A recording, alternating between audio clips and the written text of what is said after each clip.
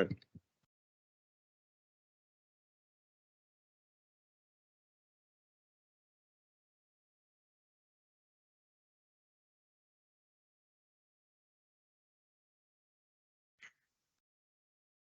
Okay, we're about to get started, so if you can silence your cell phones like I am doing, I'd greatly appreciate it. All right, good morning, everyone. We are on the record. Today is Monday, the 5th day of June in the year 2023. This is a budget hearing for the Department of Administration with the Jersey City Municipal Council. We had a scheduled 10 a.m. start. The clock on my cell phone is showing 10:12 a.m. May I have a roll call for the commencement of this budget hearing? Councilperson Prinzary. Councilperson Saleh. Here. Councilperson Solomon. Here. Councilperson Rivera. I think there's some loose wiring either on the floor or in the podium itself, John. Don't worry about it. It's not you.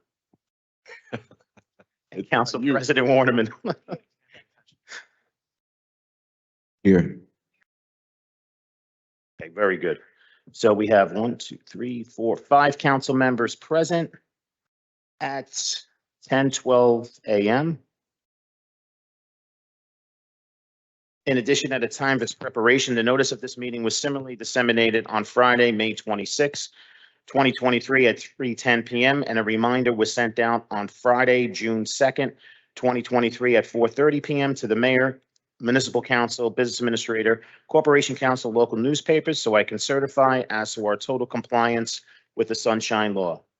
And chairing this budget hearing is Councilperson Saleh. So I'll turn it over to Councilperson Saleh.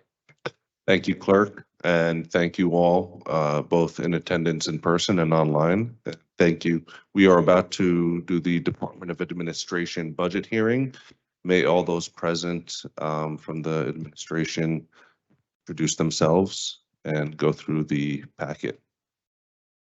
Thank you, Councilman. Thank you, Council, for this opportunity to present our budget. My team today includes our Assistant Business Administrator, Kevin Lyons, our Acting IT Director, Vivek, our Diversity and Inclusion Director, Dr. Jeter. First time I'm able to say that. Congratulations, Dr. Jeter.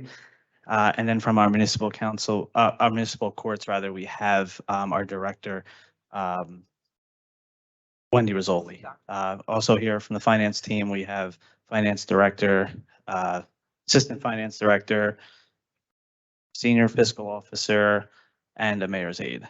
So just to go over quickly for our budget hearing, as many of you may have understood the update, administration was split into two. It was actually for scheduling purposes, but I think it just makes sense as we proceed with budget hearings moving forward.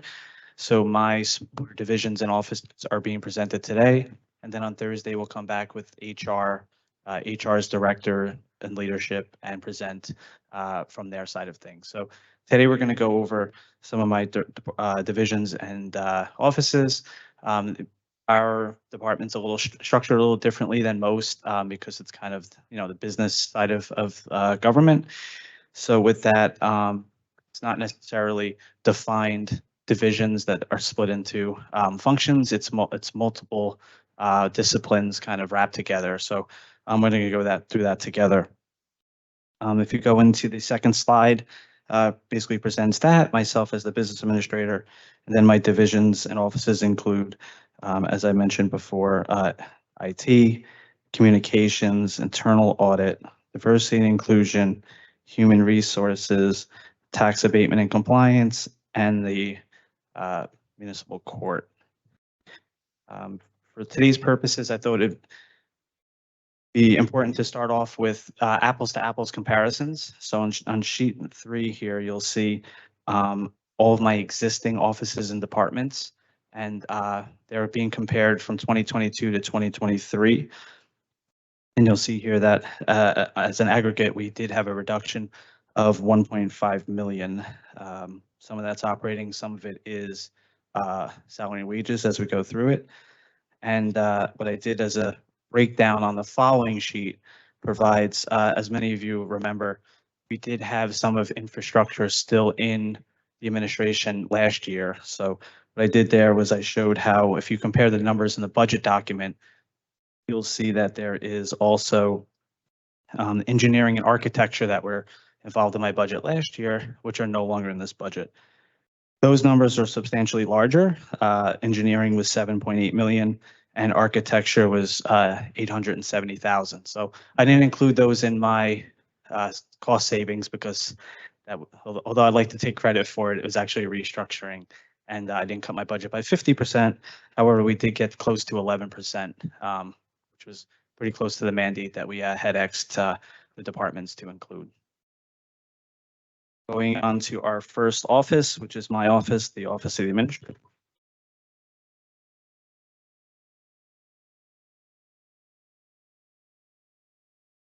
So in my office, we have myself, some administrative staff, which includes Joanne and Omni.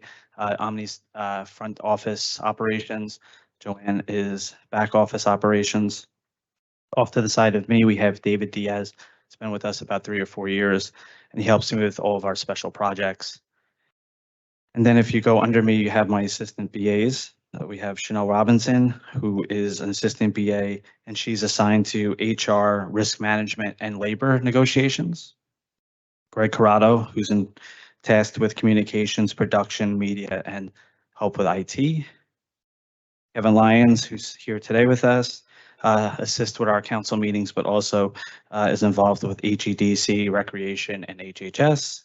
And our newest member of the team, Peter Horton, is assisting council meetings as well, and the law department, public safety, and pending litigation matters, and legislation. So if you look at my operating expense, really not much of a cost there. Our biggest line item is for professional services, and that $20,000 we budget for any needs that come up kind of as the city functions. It's a citywide operation number. It's not a, if we need to do a study for $5,000 or stuff like that, that's where we kind of implement that. So that's kind of my administrator's office.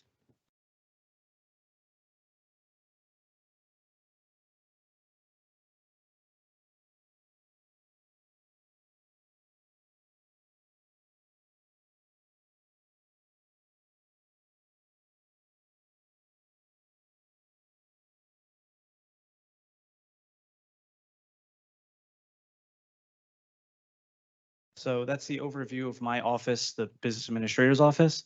As you can see, it's mostly administrative roles in which the assistant BAs are assigned to certain tasks.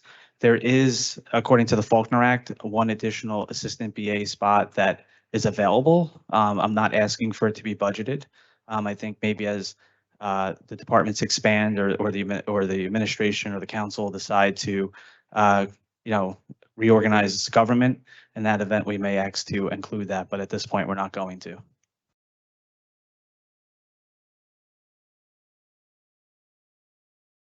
Are the ABAs, are they also in charge of looking at the overtime? Like, are they the ones keeping each department in check? So the overtime reports are generated by finance, and then from there, my team would follow up on each one. So not to get into details, but I know one of the larger culprits was tax assessor's office recently. So I have Kevin Lyons meet with them now weekly to assess where they're going with it. We've also been monitoring public safety, which you'll see is lower this year than it was last year. And simply put, that's because you're asking week to week what the need is and where the posts are. Kind of when you dig down into it a little bit more, they find ways to have some cost savings there. Does the ABA or the BA have the power to tell them like, hey, you're cut off?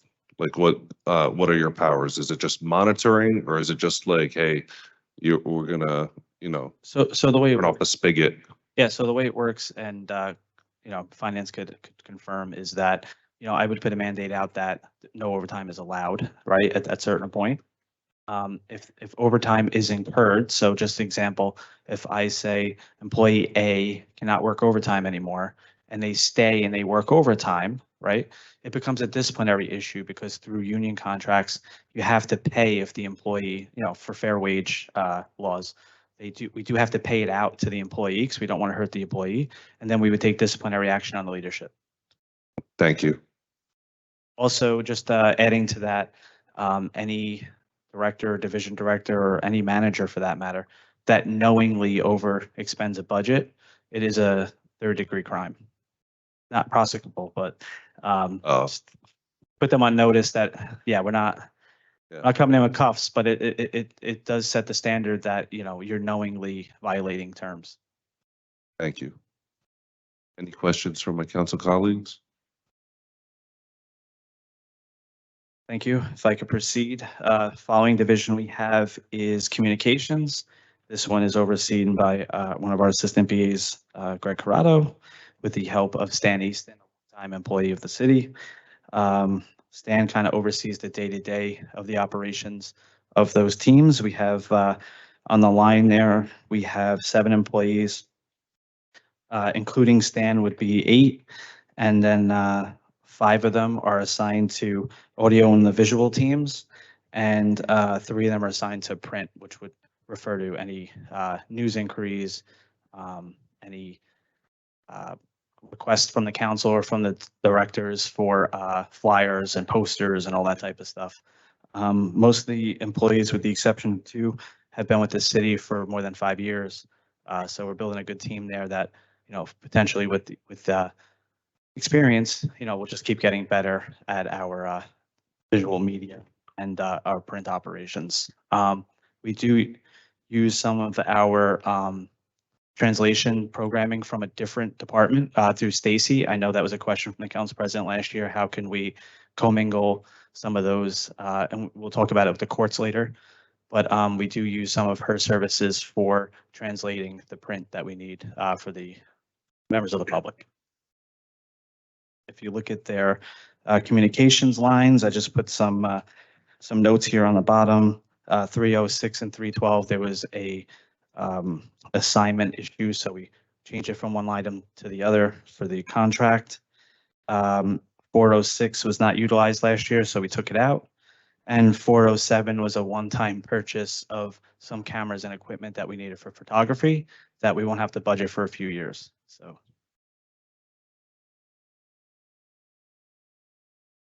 You hear me? Okay. When it comes to like movie, the movie sites, like when they don't want to come in and block a street and all of that, who's responsible? What department? Is that communication or is that infrastructure? Because I'm trying to figure this out because I know Stephanie used to be with communications. Now she's no longer. She's with infrastructure. So I'm just trying to figure that out because even with the movie site that we have down there on Haven Point, because I had met with him before, and I know they wanted to try to do something, and then I mean, I got to go to, who do I go to? That's what. Oh, sure, absolutely, absolutely, You know what I'm saying? absolutely. Is she communication or she just handles this, or do I have to go to, Stan? I need clarity there. Absolutely. Something that Councilwoman Prinzary and I have been working on all week together. Yeah, go ahead. So the long and the short of it, Council President, is Stephanie Daniels works for infrastructure in what was the division of innovation. Okay. So that's kind of where it's housed, the film permitting and stuff. And with that is the website. So it just made sense to put all the digital aspects together under innovation. So it's within the Department of Infrastructure, Office of Innovation, and she's in charge of that. And the way it works is once the permit's organized through Stephanie, it goes through the rounds of police, cultural affairs, to make sure that there's, if there's police that are necessary and all that. And ultimately, I've been working with the councilwoman to create a program that ultimately the council member of the ward or a designee would be the one to officially sign off on it and to make sure that the size is okay with the residents in the area. So it originates in IT, goes around the horn for approvals, and ultimately signed off by the council member of the ward. That's good. The council person would have the less Yeah, check off. usually, well, in my workings with Stephanie, she will get something on my radar first as Correct, it's going through the permitting process. She sort of keeps me involved. I will sometimes attend logistics meetings. right. And then at the end of it, we'll sign off. But there's just as more film is coming our way, which is fantastic. It's just, it's just to make sure that the processes are in line Mhm. because film is also fluid in a way that other events are not, Right. right? So we're just sort of working through some of that. And she's responsible for the kiosks too. Yes, we know the one outside is actually broken. Uh-huh. Two things with that. They've been vandalized. It's not a matter of the equipment itself. We've had same actor actually vandalize a few of these Uh-huh. downtown in particular, but they do have cameras on them. So there is a suspect that they are looking for with this, but Wanted to know how it was done because I process. yeah, I think ultimately this, I mean, I'm open to suggestions, but I think ultimately that's the best process because the council person of the ward, would Yeah. know best what the parking situation is or could work with, I've worked with Mira and we figured out NJCU parking. So not all wards have that, but it's ward specific, I believe. Sometimes when alternative parking makes sense and sometimes when it doesn't, and sometimes Mhm. it will change because they'll request a certain number of streets in the beginning, Right. but then as the film changes, those streets may change again. So it's just a matter of making sure that, everybody understands the process, but the council people always get the phone calls at the end of the day. So that's why it makes sense to start and end. So We're compensated well for this?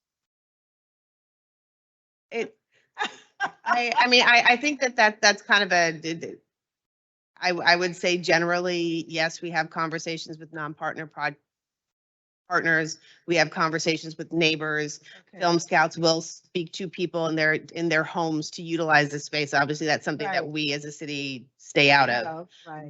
But there are or if there's a hiccup like there was on a film shoot in my ward recently, I spoke with the producers to do something additional for the neighborhood. So I mean, I guess the short answer is yes, but, and it will also change on like a small film versus a large film and what they, like, what their Yeah, capacity that's what I'm, is. yeah.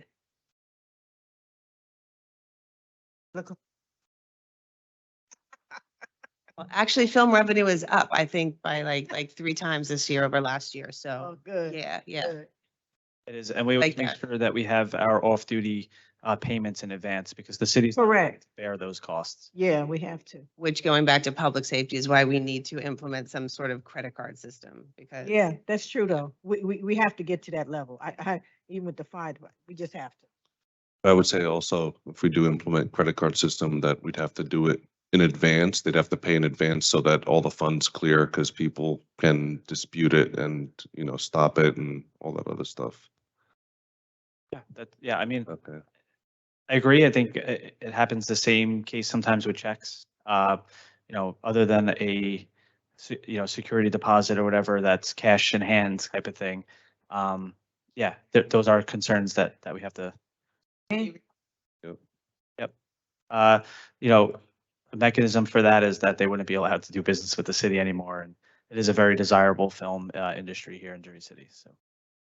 Thank you. And for the most part, these are larger productions. Some of the smaller ones we may have that concern with, but if like a Time Warner or someone's coming in, I don't think we're gonna have those issues. So.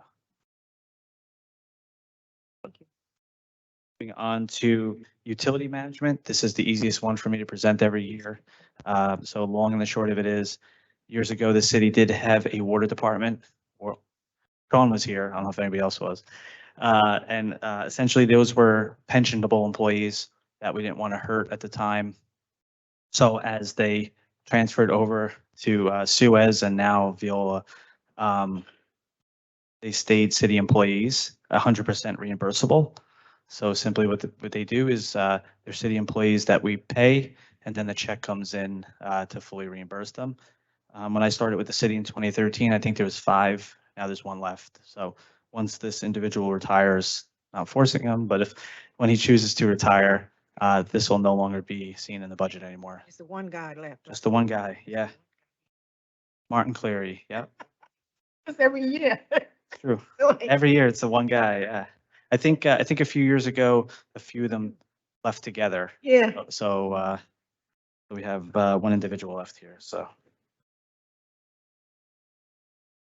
Moving on to one of our newer divisions that, when I say newer, I mean, we started it during some of the shutdown and, brought it back, continued operations, but we didn't really get it fully launched until last year. And that's our Division of Internal Audit and Compliance. The perspective here in creating this and the thought process was that all major cities do have these internal audit functions, and they serve for multitude of purposes. The first being that you could do policy and framework example, and that is, we audit processes in the city and say, maybe like the film permit, they take a look at it and then say, this doesn't make sense, or it's not timely, right? Or the end product is not what we're looking for. So they could look at processes, and then what they do is they create a flow chart. And when they create a flow chart, they can then reevaluate that segment. And then another component that they've been working on with the council's approval was some external audits that we were reviewing on payroll tax and some of the other entities that we were doing. And then they would take those external audits and mimic them internally to take a look at parking tax and a few of our other taxes there. I've been working with Jeff, who's our new director over there. Jack Skura was the former, and then he had left the city. So as Jeff takes over, we're taking a look at some of the policy initiatives that we're going to create with him moving forward. And basically what we want to do is to be able to create a report every 3 months to provide to the council on some of the best practices that we could provide. And it would be similar to what you see in an audit from the external practice, in which you would say that, we reviewed a process, here are the flaws, and here's the potential to reconcile that. And I have a few copies that we can provide the council. I just wanted to present it before we do so. But I think in the long term, it'll help the city not only save money, but for operational purposes, I think it'll definitely help with that. Structure there is Jeff Enright is the office director there. He comes with roughly about 20 years of experience in municipal finance.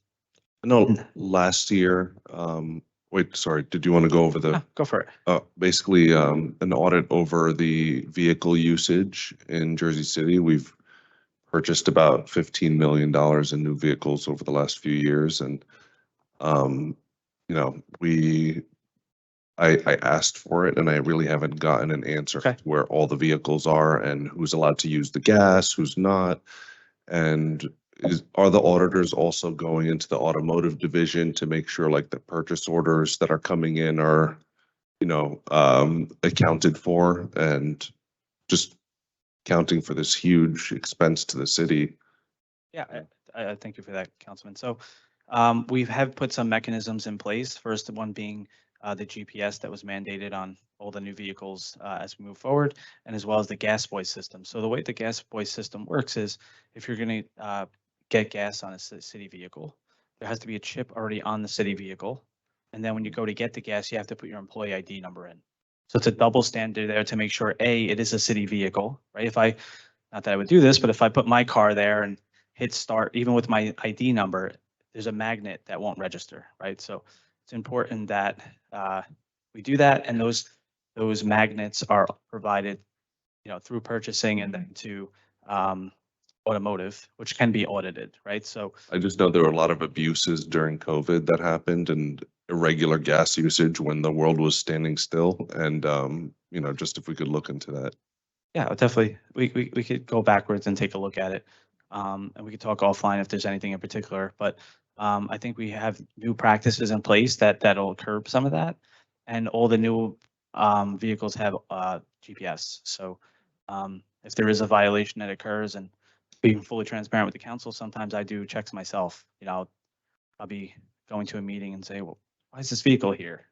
You Yep. run the number and you find out that they're issuing a permit or something, it checks out. And if it doesn't, there's repercussions for that. So. Thank you. And Kevin's been working with me in automotive on that. So we can definitely provide an update. John, with this division here, Can they help out the tax assessor in any way to make sure we are receiving what we need to? Yep, so actually a lot of the communication that has occurred are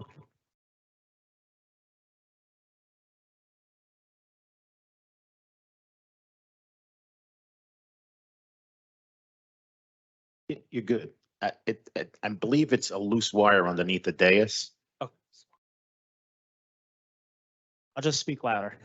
So a lot of the work that has been going through the tax appeal process right now actually originated from this group itself, right? So the long and the short of it is what they've been doing is taking clips of construction code permits and then matching where they're at in construction to where their valuation is with the assessor's office. And then they figured out that there was a time period in which the construction was verified at a higher number, but it was not reconciled in the assessor's office. So they created a program that every week or biweekly, at least when something's planning approved, right? Because some of those properties, even though they're not being built, they're assessed higher automatically based on the approvals. And then the second part is any construction code permits go directly to the assessor's office following that. So now what they have to do is go back to the ones that they looked at last year and make sure that they were updated for this year.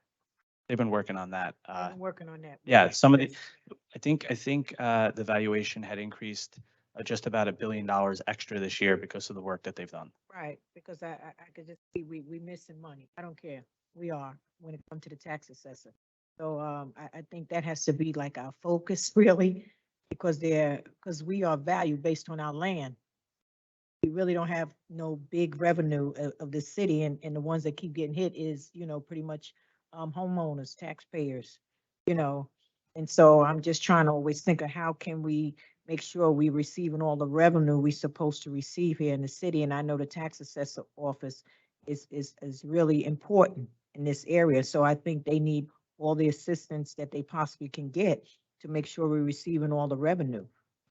I agree, Council President. And one idea that we had floated that I was going to present to the council is hiring part-time inspectors that have real estate experience, because they are familiar with assessments and evaluations, and they could help us on an interim process. Yeah. Because what you see is that the effort to onboard a inspector, teach them how the inspections work, teach them the different properties, Correct. it's more burdensome sometimes than helpful for the Mhm. tax assessor and for the office. So if you have individuals that are familiar with this already, you hire them on a per diem rate, A, that helps with finances because you're not paying the benefits. And B, if there's one that really does work out, we know that they're already trained and we could hire them Yeah. and continue from there. So essentially, I was working with finance. That was one of the ideas we had. Instead of all the overtime that was being expended, is to instead have per diem inspectors review that stuff. So something we could bring back to the council with the amendment. The operating costs on the audit side of thing are very minimal. There's a few items that were transferred in and out, but overall, the request this year is for $5,000. And that's just for continuing operations. Onto our division of IT. We have Vivek here, who's been utilizing the day-to-day operations of IT. As many of us know, I think it's public now that Director Bernadette will be retiring in July. Mhm. That process has begun where we have already posted. We're going to start interviewing candidates, both internal and external, whoever applies. We're going to definitely give everybody a fair shot at the position. Okay. It is a burdensome position because we have to take a look at both sides of IT, including the day-to-day operations, the help desk, all that type of stuff. And then some of the IT innovation projects that we're working on. We're the Tyler system's coming on board. Right. We have the new payroll system that finally sorting out. And as we continue to build on these ideas, it's a secondary to the day-to-day operations. So we need somebody that's really intricate and skilled on those sides. Let me ask you something, because we know that the director is leaving in July. all her knowledge that she has concerning IT, for the city, is she, sharing that with those who are left behind? The only reason why I'm saying that, I remember, I forgot what situation it was when, I forgot, somebody left. I think it was IT before, and we were stuck. No one knew the system because we allowed him to build this system. Oh, that was, yeah, that was, the old payroll system. Right, you. That's remember. ultimately how we got to where we are today. So, Correct, so the former director there, safeguarded the work. right, he did. So I think there's two aspects to that, Council President. I think one, Vivek's been doing the day-to-day for the last few months, trying to really facilitate, running the program, so to speak. Okay, While Bernadette's been working on the special projects as she transitions out. okay, So anything that's been going on day-to-day, help desk, IT issues, internet and stuff, Vivek's really been handling, okay, with no major hiccups. I'm happy to report. And the second part of that is we do have a decent size of this operation that's contracted out, almost $1 million a year. That if we continue with those vendors, there'll be institutional knowledge within the vendors to continue their operations. So okay, the main concern we have with IT at this point is it's hard to retain employees. right, It's not from a management perspective, it's from the market, fair labor market at this point. IT is just, really? Go ahead. sure. So I wanted to ask to that point, just looking at the budget, we were listed as 39K for the computer service tech. I would assume that seems low on the market rate, and just like we talked about with the assessor's office, should we, increase the salary and have two positions instead of three, and then be able to hopefully better retain whoever we're hiring as well? Yeah, what we normally do, we could do it either way, Councilman, but what we normally try to do is recruit somebody that we think is capable. And if they are, then we promise them a promotion moving forward. But we could also post for a higher number, and explain to them that there is upside to it. It's, it's more of a 2-month trial or something like that. Because you learn, I mean, and I'm not the most tech savvy person in the world, but you learn in this arena that we'll talk a good game, but when it comes to actually providing the service, sometimes it's not there, right? So, but I agree, Councilman, we could always recruit for a higher number and explain to them, like we do with our 911 dispatchers, where they're brought in as trainees and then they're Mhm. promoted after 3 months with a certification. So that's something we look at there. But yeah, so we do have good structure here. I really hope we give, Vivek a chance to Vivek, want to come up? really be the director. And I was going to ask Vivek, are there critical components of the city that you basically have not transitioned over to you, and you're sort of in a blind spot right now? Or are you like, do you have a holistic idea of what's going on? Like, and do you need more cooperation with this transition? Like, please. Sure. Absolutely. There are a few areas, especially services such as Microsoft, Adobe. The areas where we need licenses, additional licenses to enable into Office 365. I need to get that from the director. Mhm. And since she's the primary account on Right. most of these vendors, so we need to transition that as well. Okay. So I'm working with her and the BA's office to get that done.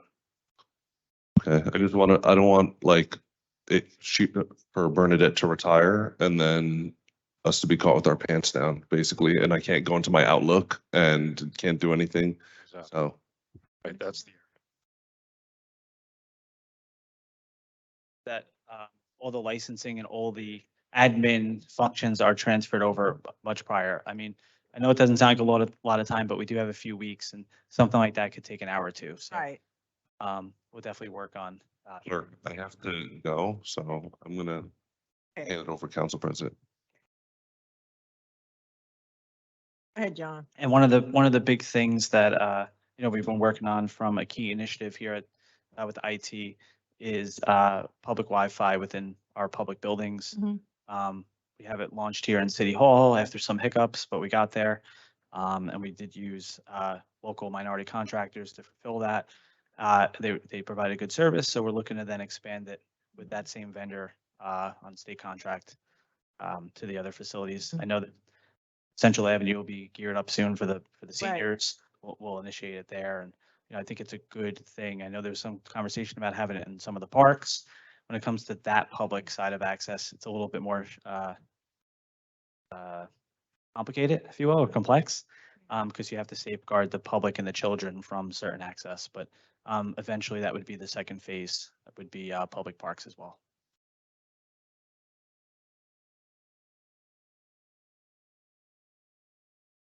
2 pages here of APIs from IT, but I think we all understand how busy they are and how integrated the system is. IT.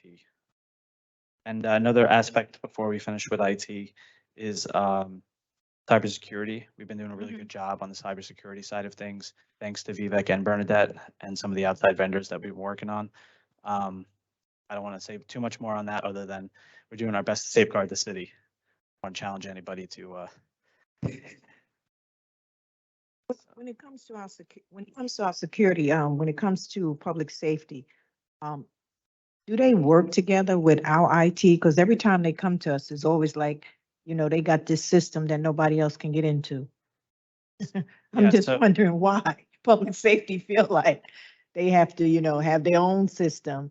And to me, IT is IT. If you're gonna protect it, you could protect it all. But, I'm not, public Yeah, I safety think- person, so yeah. I don't know. It's definitely something we could bring up in public safety's budget hearing, but Yeah, on surface, there's a lot of state mandates when it comes to arrest records and okay, that type of stuff that they have to safeguard. And okay. on the other side of things, there's extra layers of protection in the 911 dispatch communications, because if someone ever got onto one of the live police lines, it can cause Yeah. chaos where, we do a good job safeguarding our asset, but if it happened Mhm. at DPW, it's a ha-ha over there, it could mean a Yeah. life. So I think it's important to, Mhm. but we'll definitely revisit that. but Yeah, It's more restrictive, and the courts, as we get to them, they yeah, also have some of those issues where they're dealing with state vendors and state contracts, particularly around arrest records and violations and stuff. Which leads us to municipal court. yeah. I know this isn't a revenue conversation, but I did want to mention it because it is noted as one of our lagging revenues throughout the municipal budget. And it's a quite large one that we've been dealing with. So what I did here was, with the help of Wendy's team, put together a 10-year timeline here on municipal court fees. And just want to emphasize that the municipal courts are not driven by revenue. However, as a revenue item in the budget, it does affect how we organize our budget. So just talking about how the number has evolved, not necessarily that we should be ticketing or taxing people more, strictly a conversation around operations and revenue. Can I ask a question on that? Again, all your points are well taken, that the primary goal is not to drive revenue. And I want to understand, from 2019 pre-COVID to 2022, obviously, the pre-COVID year was roughly 17 million, and then 2022 was roughly 11 million. And if you look at 22 as maybe our first year, I don't know, post-COVID or post the kind of pandemic portion of COVID, do you know where that $6 million gap is? Was it less parking tickets? Was it less, zoning? Just trying to get some sense of where the revenue, because obviously if it's say parking tickets, that might be a lack of enforcement officers, or there might be some tools that we have to address that, or it may just be stuff that we don't have control over because that's simply, how the courts function that year. I'm sorry, Council, I'm just trying to follow along. So we have 2020 that total. 2019 to 2022. So that just I'm Oh, sure, I see. excluding 2020 and 2021 as like COVID driven years, basically. Yeah, so I mean, that's the narrative, Councilman. So Yeah. when it comes to the realm of the municipal courts, we're Yeah. still in COVID times. We'll bring Andy up to discuss it a little further, but most of the court sessions are still virtual. Mm. And with that, there's been a lag of public involvement, Sure. which then results in them being postponed or discontinued, and or lack of payment. So Wendy could speak a little bit more on that, but if you want to. Morning. Morning. To echo what John said, it had a lot to do with the pandemic and getting out of the pandemic. With the number of cases that we have in court, we are hearing half of the amount that we did prior to 2019. We are still, we are hearing both virtual and in-person cases. And as the days go on, our numbers will increase, and we hope to be back.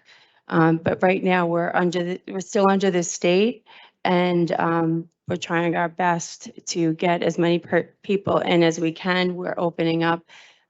We hear trials in person and complicated cases, but the ticket issuance is consistent. I think it has a lot to do with the number of cases heard. Okay, great. And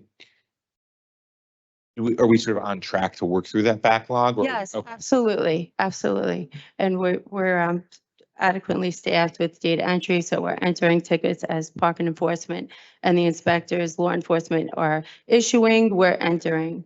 Okay, great. All Thank right. you. Cindy, let me ask you a question while you're here, because I've been getting quite a few phone calls, especially for those who are pretty much issuing these tickets. They're saying that they getting a lot of, they have concerns that once it go to the court's been dropping a lot of these tickets. And I think what's happening in certain neighborhoods, because neighbors are starting to get frustrated, and it's getting intense when it comes to like parking in front of driveways and things like that. And then they do get a ticket, but when they get to the courts dismiss it. And they have, I'm hearing that they have repeat offenders. And so, you know, the departments here are getting frustrated for writing tickets and finding out when they go to court, they are being dropped. I'm getting a lot of complaints like that. And what's happening is starting to get intense in the neighborhoods, because then they're writing tickets, is like, what's the sense of writing it? When they go to court, it's going to be dropped. That's the complaint I've been receiving lately. I don't know. I know that might be the prosecutor. Well- answer. He come, you know, it's. Right, we'll definitely look into that, Council President, and I'll speak with the prosecutor's office. Yeah, because as I'm well. getting that, because it's getting intense far as neighbors going, you know, and we don't want, we don't want no serious issues, because neighbors are complaining against neighbors now. And when the police come and, they do get a ticket, I can't say they don't, but once they go to court, the tickets are dropped. Yeah. And so then the neighbor feel like they don't have to abide by the law.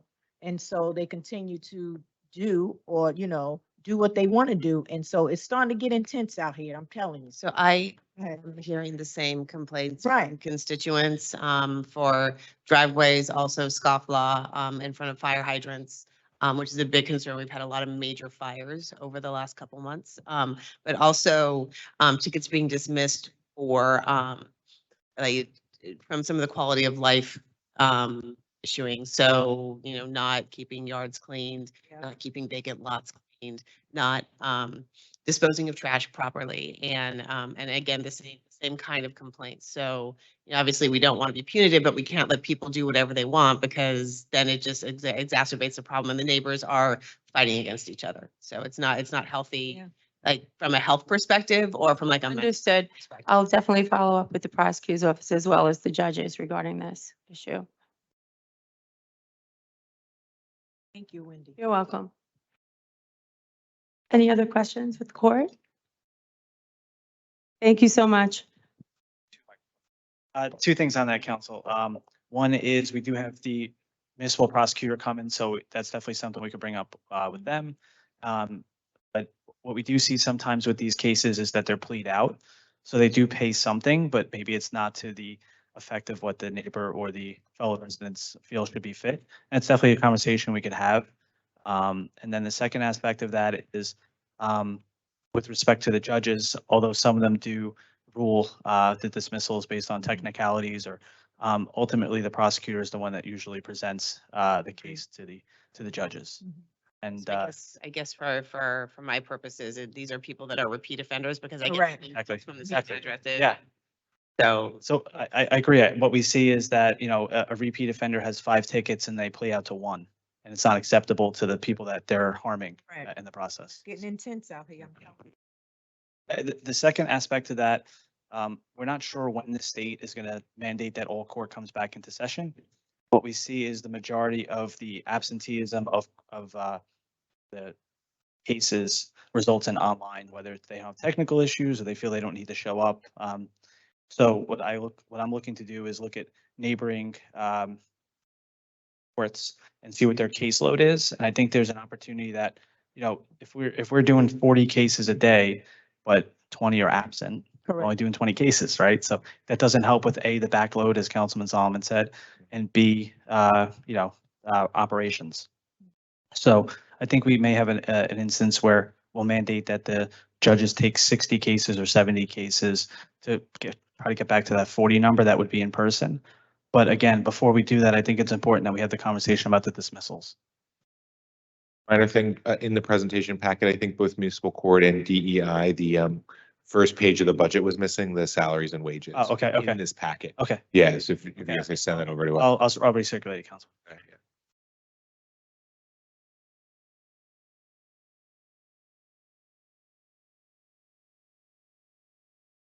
Last but not least, of course, we have our Office of Diversity and Inclusion, headed here by Director Jeter. Floyd took over just about a year ago, I believe now, after Soraya had left for another opportunity. In this organizational chart, we have Floyd at the top, we have Linda Richardson, and then we have 3 employees with 1 vacancy. We're asking the council to fill that vacancy, understanding the need and concerns of the studies that have been disseminated over the last few years about diverse and minority vendors. And I've been working with Floyd, and I'll let him speak in a moment, but we've been working on new ways to deal with purchasing and to basically slow down the process of purchasing if minority vendors are not being considered. So Floyd, if you want to just speak on that briefly. Good morning. Is there a direct question, or you just need to know that how we could feel or how we can open up those channels of getting more diverse vendors? Just bring us up to date pretty much on the vendors, you know, based on from the time you took office to where we at now, are we starting to reach more diversity and inclusion vendors? That's what Yes. on past and present, Okay. you know? When I took over office, we had, I think, 780 vendors. We're up to 1,092 now, almost 1,200 vendors.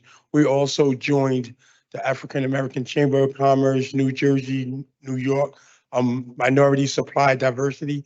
So we're networking with other vendors or other corporations so that we have a bit better pool of diverse vendors.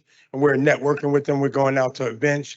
We're actually visible in the community where we're doing visits. Field officers are actually in the field now. We're actually having a presence on social media. People are actually reaching out, looking for us, show up, and businesses are actually updating and want to be a part of the system. So we're actually doing what we need to do. Just need more boots on the ground. But other than that, we're moving in the direction that council has directed us, and with the BA's help, and Kevin Lyons especially, we're working in conjunction to make sure that we keep that momentum going. Council, one of the things we Yeah. realized when we were taking a look at the numbers is that the numbers may have been skewed a little bit and not purposefully.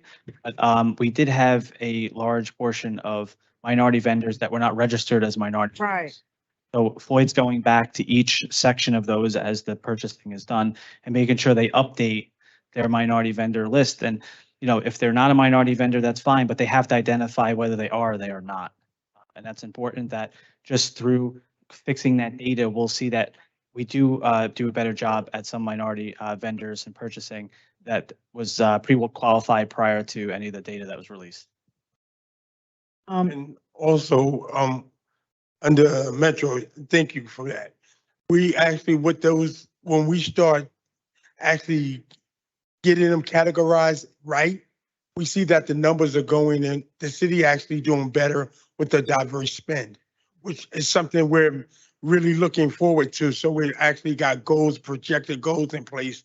So with us like revamping the system, going in there, making sure everything is coded, and purchasing has been awesome in getting that information to me and with me. So it's not just my office, partnerships with purchasing in the VA's office, making sure that we do what we need to do. So we can have this on, we have this information, right? We have data for all of this. That's what I need. Yes. Because, I've been following this ever since I pretty much took office. So I just need, and I think the council need data from, where we were and where we are and where we're going. You know what I mean? That's what we need data on to make sure that we are not just registering them, but how many of them are we servicing? How many are really, we are helping? Because remember, I know we did like the set aside, which is so important. So based on the set aside, how much, are we really partnering with diversity businesses based on that set aside? That's what we're gonna need to know. I Okay, think it would go be ahead. best, Council President, if we subdivide it into, recognized minority vendors, Right, vendors with contracts, total spend of those contracts, Contract. right? Because if you have 10 minorities, local Yeah. minority vendors that are making $100, it doesn't help, right? right. And then the fourth slot would be the assigned department that contract is assigned to. Mhm. I think that would be the best way if we can organize that, Floyd, Right, for the council. And one last thing that we've recently implemented through the process of the resolutions as they go through iCompass, and it was actually at the request of the council president, yeah, is that Floyd has the ability to stop a resolution if there is a minority vendor that's not being considered. So he has this list of roughly 1,100. And if we're buying gadgets, we have a local vendor that sells gadgets, and we're going to Perth Amboy or some Google or Amazon, we could stop it and say, unless that there's a specific spec that's not being met, you can defer back to the vendor. And if they don't do it, it just doesn't move forward. It dies. So okay. I guess we just need a quarterly report to make sure we're moving in the right direction. I think that'd be great, Council. Okay. I think it'd be best if maybe I defer to you, but if he presents it at the board meeting and then present it and then bring it to the council as a whole. Yeah, we like that, right? guys? That works. That concludes what we have for today's presentation. We will have HR and abatement compliant at the second part. Thank you, Thank you. Council, for your time. Thank you. Any more questions? Hey, Sean. Put my mic on first. All right, may I have a motion to adjourn at 11:04 p.m.?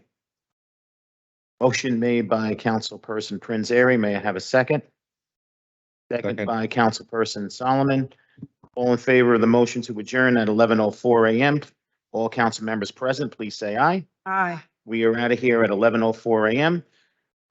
We'll be taking a short break and we'll be coming back with the mayor's office and cultural affairs. Thank you very much for everyone at home watching and everyone present. Remember, teamwork makes the dream work.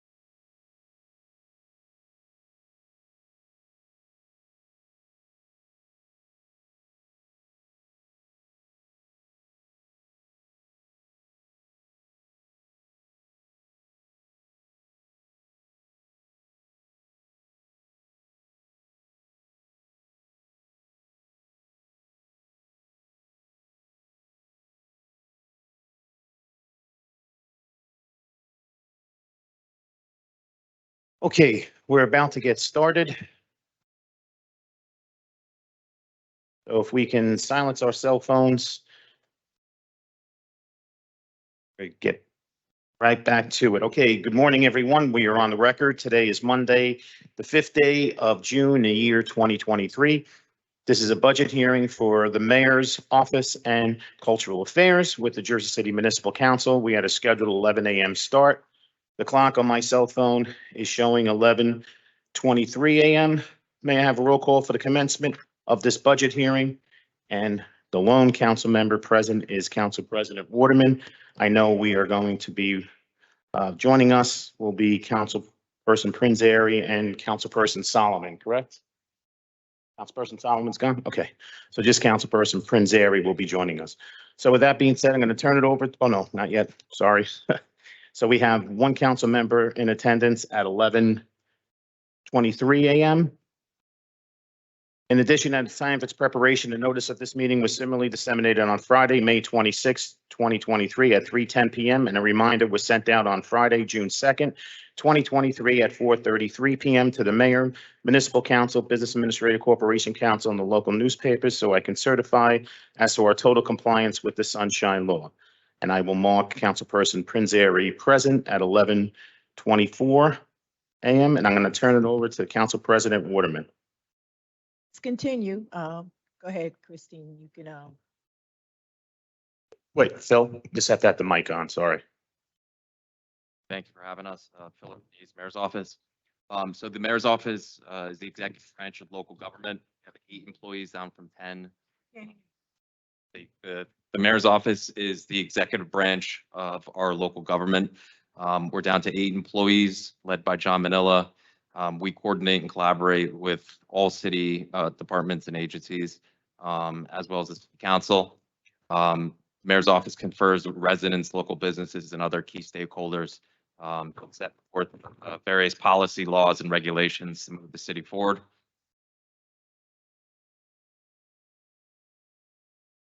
Good morning. The second office under the mayor's office is Cultural Affairs. As one of the most culturally diverse cities in the nation, Jersey City has a vibrant arts and culture scene that grows stronger with each passing year. The Office of Cultural Affairs is responsible for the coordination and execution of the numerous art fairs, cultural festivals, flag raisings, performing arts festivals, and more that happen throughout the city. Thank you, Director. As we go to the next page, it's the Mayor's Office budget. Our 2023 presented budget introduced at 2.6 million. That's pre-COVID levels. 2019 came in at 2.8 million. We've gone from 28 full-time employees to 25. The majority are cultural affairs, obviously. We've gone from 3 part-time to 4 part-time employees.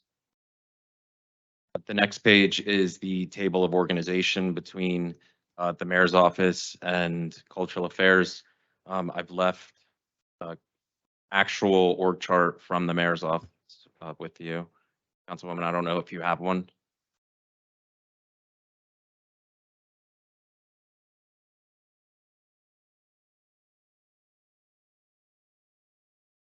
Office. We could add salaries and get that to you by end of the day today, if you'd like. Yep, very straightforward. You have the mayor's office, you have the mayor's aides, support staff, and communications. The chief of staff manages both offices essentially. Cultural affairs, director's office, and then all of the offices in cultural affairs. Next page is overview of the divisions.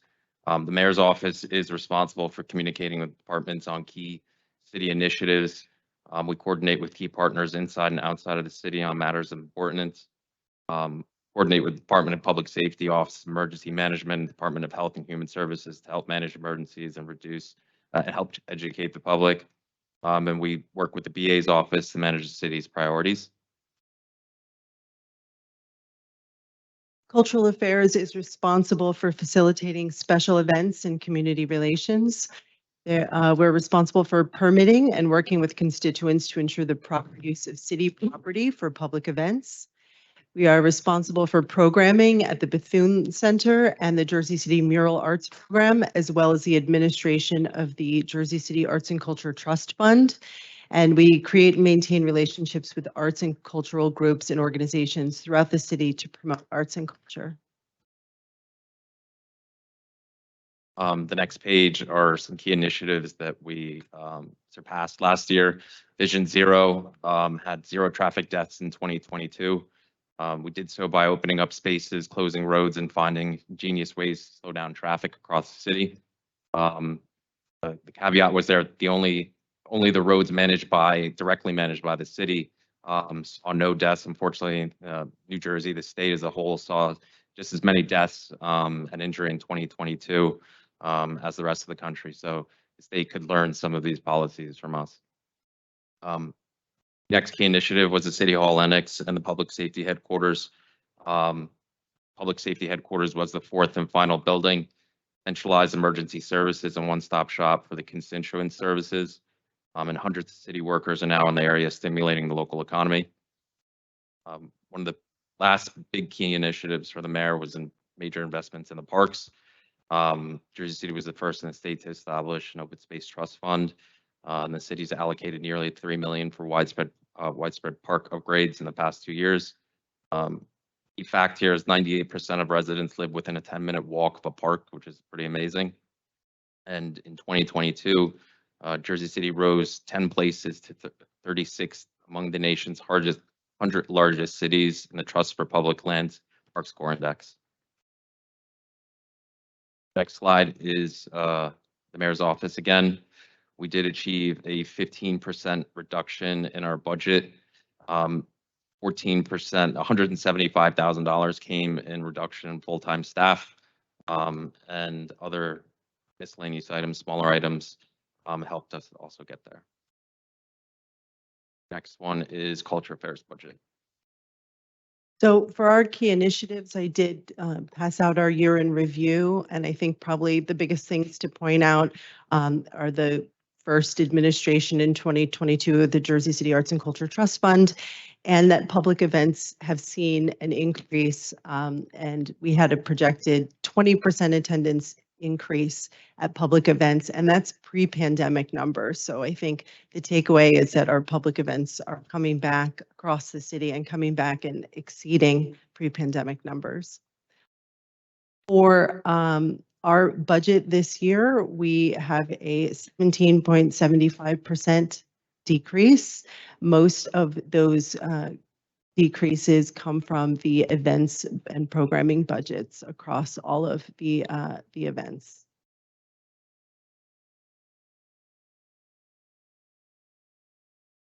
That's everything we have for our presentation. Are there any questions? Yeah, so knowing that cultural affairs is decreased by 17%, but the city is ramping back up. For example, this weekend we had Jersey City Jazz Festival, Ward Tour. What else am I forgetting? I feel like I'm forgetting 3 or 4 other events. It seems like there are like 8 major events all weekend long. My concern here is that the staff is going to get burnt out, knowing that we're ramping up. And since Cultural Affairs is a very forward-facing office, and also, is responsible too for some of the working with public safety to make sure all these events are safe. Is there a plan for putting some employees back in place to assist with this, even if it's seasonal over the course of the summer? Yeah, so the mayor obviously believes that cultural affairs is an incredibly important division within the city. We have had some internal conversations once the budget is over to see where funding stands, and we do understand the importance of this. So that's definitely something that we would revisit. Okay. Because the staff does a phenomenal job, and I see them everywhere, and I feel like they're being cloned or something like that. And I'm not even saying that to be funny, because like every time I look around, they're working, and my concern is that they're going to get burnt out, and then they're going to leave, and then we're not going to have anybody to assist the director with the multitude of tasks. I know also the Arts and Culture Trust Fund, Cultural Affairs has taken a very, very big piece of that. It's a very heavy lift. for the department, and it was not the intention to have that much be focused on them to run this trust fund. So I think we really need to be thoughtful about how we support, you know, this division moving forward. Noted. We introduced this budget during a period of time where we understood how serious the budget situation was. And I think as we get through this process and we could look at the budget holistically, Yep. we can then start to identify areas where we can invest again. I think this is a really serious conversation to have. So once we get to the end of the budget process, we would gladly revisit this. And I appreciate the departments that have taken the time to do this sort of austerity, you know, exercise with carving that out. But I just want to make sure that we're, you know, not being penny wise and pound foolish, Yeah. as I say. Director Goodman did a lot with a lot less, so. I know, and she's to be applauded for that, Correct. her and her entire team. They're Correct. they're a great example of what city employees look like, in my opinion, so. So you said you had a conversation on after the budget hearing is over that you will look into, well, the mayor's office will look into, I guess, how cultural affair can be assisted. Well, I think it's across the city. We understand that every department is gonna have some needs, so the conversation is, let's get past the budget and figure out what the budget looks like, and then we can make changes here and there. That's what we're gonna do. Just concerned because we won't finish our budget hearing until almost July, right? Am I correct? June? When it has to be submitted, budget. When does the budget have to be submitted, you know, for July. statewide and all that? Just get something. So the budget hearings will wrap up this week, actually. Right. We're still waiting on our review notes from the state. Mhm. Make sure that all of our mandatory obligations are covered, and then we'll go through the amendment process. We'll have the public hearing on the 14th. If there is an amendment, we would need the state's comments first, so we could address that as the priority. And then we'll either bring an amendment back to the council to adopt or the budget as is to adopt. But that would be presented hopefully the first meeting in July, the only meeting in July, right? So I don't believe there's a second meeting in June. Okay. We do have a second meeting in June on the 21st, I believe. So that's a possibility as well. But if there is a certain amendments trigger another public hearing, which we would need to advertise. So I think realistically, if that is the case, the meeting in July would be where we'd officially adopt any changes. I'm just concerned because I know we are really going into a high season. And based on the conversation when it comes to seem like culture affairs and some other departments, we can't do anything until then. I just want to make sure the staff don't get burned out, or, you know, how we're managing the staff during this high season. You know what I'm saying? Absolutely. Not every department. I'm not concerned about every department, but I know this department here gives a lot back and people expect it. And one thing we have created in this city, which is not a bad thing, you know, this is a place of entertainment. People love it, you know, and people look for certain things. So we have to maintain this level, you know, because that brings people into our city, that helps the small business.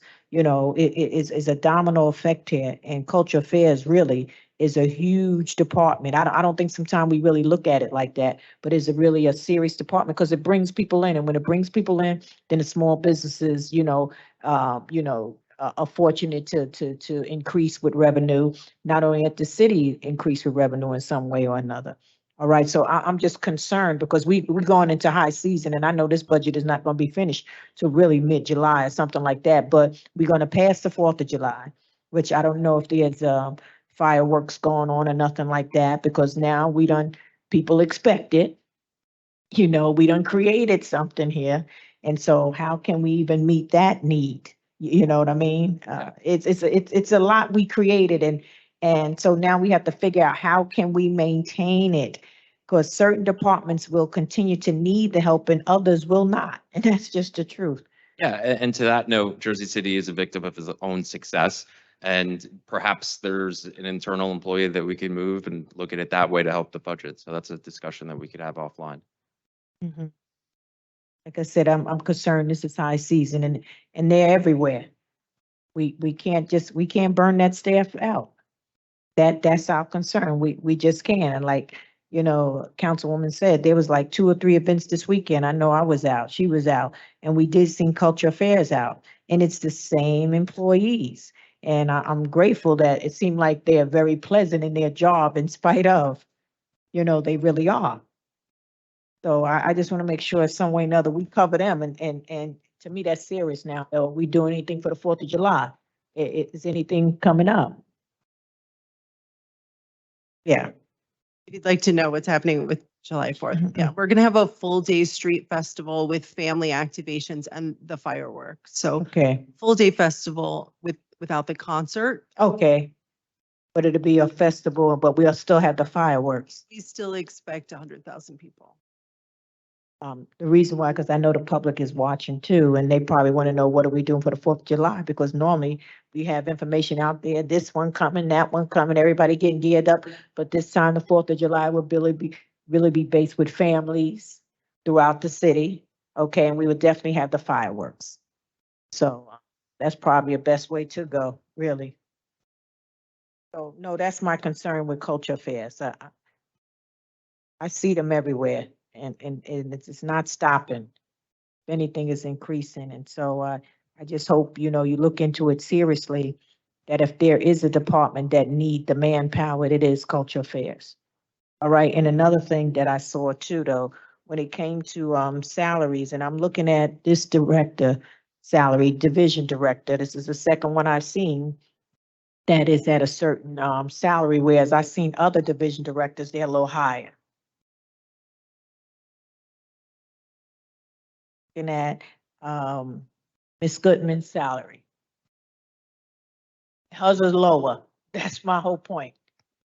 This is the second one. I discussed another division director salary, which is the same as hers right now, okay?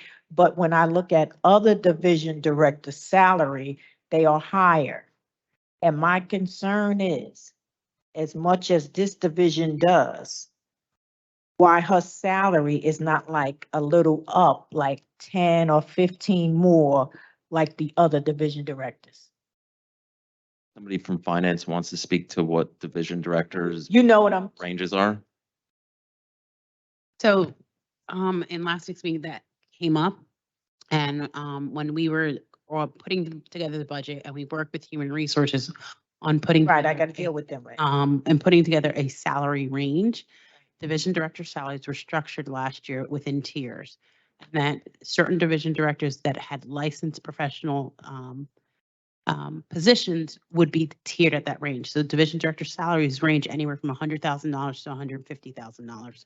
And then when you look at responsibilities, duties, and structure, those are other things I think that create the pay equity and parity that needs to be reviewed by by HR and the business administrator's office. Right. So that has to be reviewed. Because I just know it based on what this division does, and the other division I was concerned about, because it was the grant division. And if there's only like one person really in there, that's overwhelming with a city this size. And so if people not compensated for what they do, we will lose them. Right. And we can't afford to lose anyone else, because, you know, we're short-staffed across this city. We know that. So my concern is making sure that those who's really doing a job is getting paid the job. There's people who is in positions that really shouldn't get what they get, and that's just the truth. But I see they get it. So at this point, I'm going to advocate for those who I see do the work, who deserve it, who's out there. Now, this is the second division director, to be perfectly honest, that's low paid than the rest of them. And I understand what the finance, you know, director told me, and it's based on HR and they having license and things like that. But I know Christine got degrees and everything like that. So I don't know why we can't, you know. And she's been in her field for so long, ever since, I mean, if So she's it's got 5 or 6 or 7 years experience, that's good. I mean, Go ahead. so we are looking at this. This is something that I am working on with ABA, Chanel Robinson. Yeah. Itself, in trying to put forth not just a compensation study of management employees or Mhm. division director, but globally all. Mhm. And so we do have solicited some quotes and seeing like what would that would take for us. And so Yeah.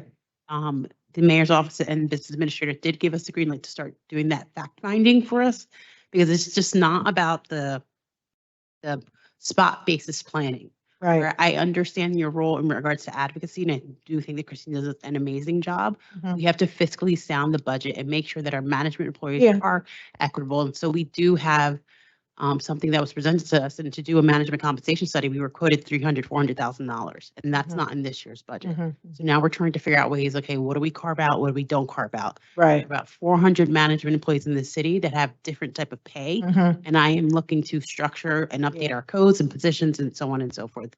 So while I understand that that's, Mhm. what you're saying, we are looking from a finance and human resource Mhm. on how to make that equitable. Let me ask you something, Carmen. I know before they did some type of employee salary study, they left them out. I'm just curious because I thought when they said employees, I figure everybody that's employed by the city, they would look at it. That's why we did this before. So I would say that that was the first attempt of the phase one of Uh-huh. understanding what the city didn't know. Then you had COVID that came and kind of stunted these things. And in last year's budget request, when we were asking people to make these cuts, we looked all across the board. I looked at Mhm. line by line with Kyle and my team. And so in order to rebound and to put the fairness through, I said, well, let's probably get a professional firm to come out here and look at this for us, because Mhm. ultimately we do go back to the directors and we're making decisions from a Mhm. salary range. But is that fair to the market? Is that fair to the position? Are we Mhm. going to be able to compete? And so I can reasonably say at this point that the initial cost that we got to look at just 400 employees, not even management, labor, or Mhm. pieces, would cost the city probably close to like $300,000 to do. To do that. I mean, I can forward it over to the council so you can see preliminary, Mhm. it's been sent to us. But we definitely have to put something in line so that we have structure and that we are able to balance our budgets, and that we're not Mhm. doing these spot basis planning against what I think is being asked. Right, right. Right. I guess when HR come, I think that's a question that we need to ask them, because like I said, based on what you're saying, I know we have to pay for another survey or analysis, but they did one. And we had to pay for that. And it was for all the employees across the board.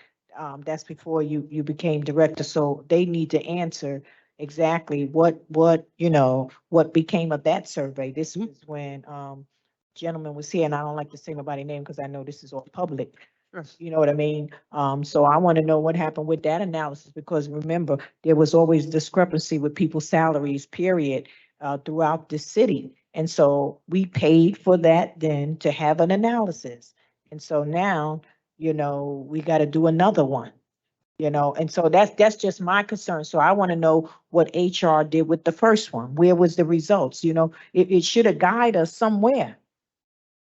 It said all employees. They didn't just say certain ones. They said all employees. So it should have gave us some type of guide from that point on. And I think that's what it did. It did give us that guide. That Mhm. work, that preliminary research work did give us that guide that gave us like the problem statement, understanding where we are. And now it's about these actionable things and then what Mhm. happened in the middle.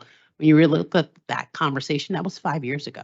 Mhm. Yeah, that's why I We want had to a know what lull 3 happened. years ago. So even if we looked at that study from 5 years ago, it's Mhm. not even marketable to today. And with everything in the marketplace, with Mhm. hybrid working and all these Mhm. other things. And so that's why we did to go revisit that. Like when I Mhm. had to sit and look at, when we looked at the voluntary buyout Mhm. we did, or whether we were going to do layoffs, or all those things that were being discussed in regards to the financial issues, we looked at those things. And so we have been doing the research now to try to set a rebound and put that plan together. So when HR comes, I will make sure that the director is ready to answer more Yeah. completely about 5 years ago to like what we uncovered now, so that we can put a road mapping in place. Yeah, because I guarantee you 5 years ago, her salary didn't move. I'm quite sure. That's why. You know what I'm saying. I'm quite sure her I salary. wasn't here 5 years ago, but I'm here now, so I'll make sure that you guys know my processes, so. So that's why, and I know this is HR. But I just wanted to make sure, because I see that department is always out there, and I just want to make sure that they know that we are definitely paying it attention. Departments really can be cut. truth. And some departments, you just working them. We just working them, and that's the truth. So we have to be concerned. Go ahead. Mary, you have anything? No, I'm good. Thank you. Thank you. We'll get you those org charts. Yeah, please give me those. Make sure we get those salaries. All right, because I guarantee you, I'm gonna find a difference. I just know it. And we want to be fair across the board. Thank you. And Council President, just a point of order. So the next meeting in June is the 14th and then the 28th. And then we have a meeting in July on the 12th. Budgetary concerns. All right. So with that being said, may I have a motion to adjourn at 11:48 a.m.? Motion made by Councilperson Prinzary. May I have a second? Second. Second by Council President Waterman. And for the ladies present, by acclamation, please say aye. Aye. Thank you very much. We are out of here at 11:48 a.m. Thank you, everyone present and everyone watching at home. Remember, teamwork makes the dream work, and we're going to be taking a break for lunch, and we'll be back at 1 p.m. for the budget hearing of Health and Human Services. Thank you so much.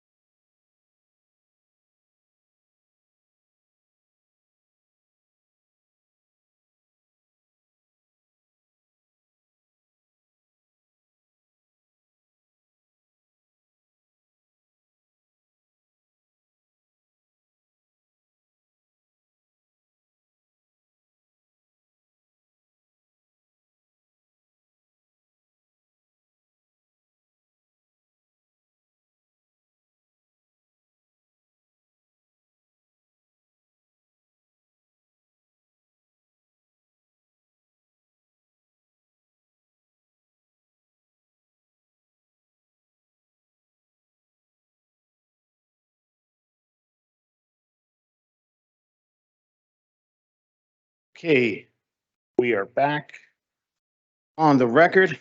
Good afternoon, everyone. We are on the record. Today is Monday, the 5th day of June in the year 2023. This is a budget hearing for the Department of Health and Human Services with the Jersey City Municipal Council. We had a scheduled 1 p.m. start. Clock on my cell phone is showing 1:09 p.m. May we have a roll call for commencement of this budget hearing? Councilperson Prinzary. Councilperson Saleh. Here. Councilperson Solomon. And Council President Waterman. We Did I also miss have anybody? And Councilperson DeGise. I am so sorry.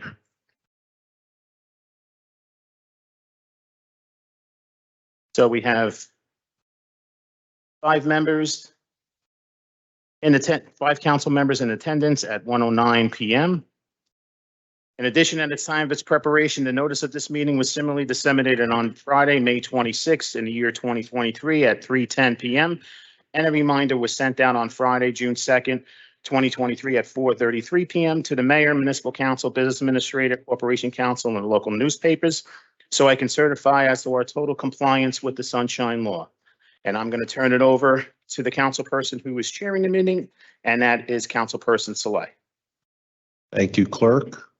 Thank you to everyone here today, both in person and watching online. We will be doing the budget hearing for the Department of Health and Human Services. And I'm going to turn it over to the director. And can we have everyone at the table introduce themselves?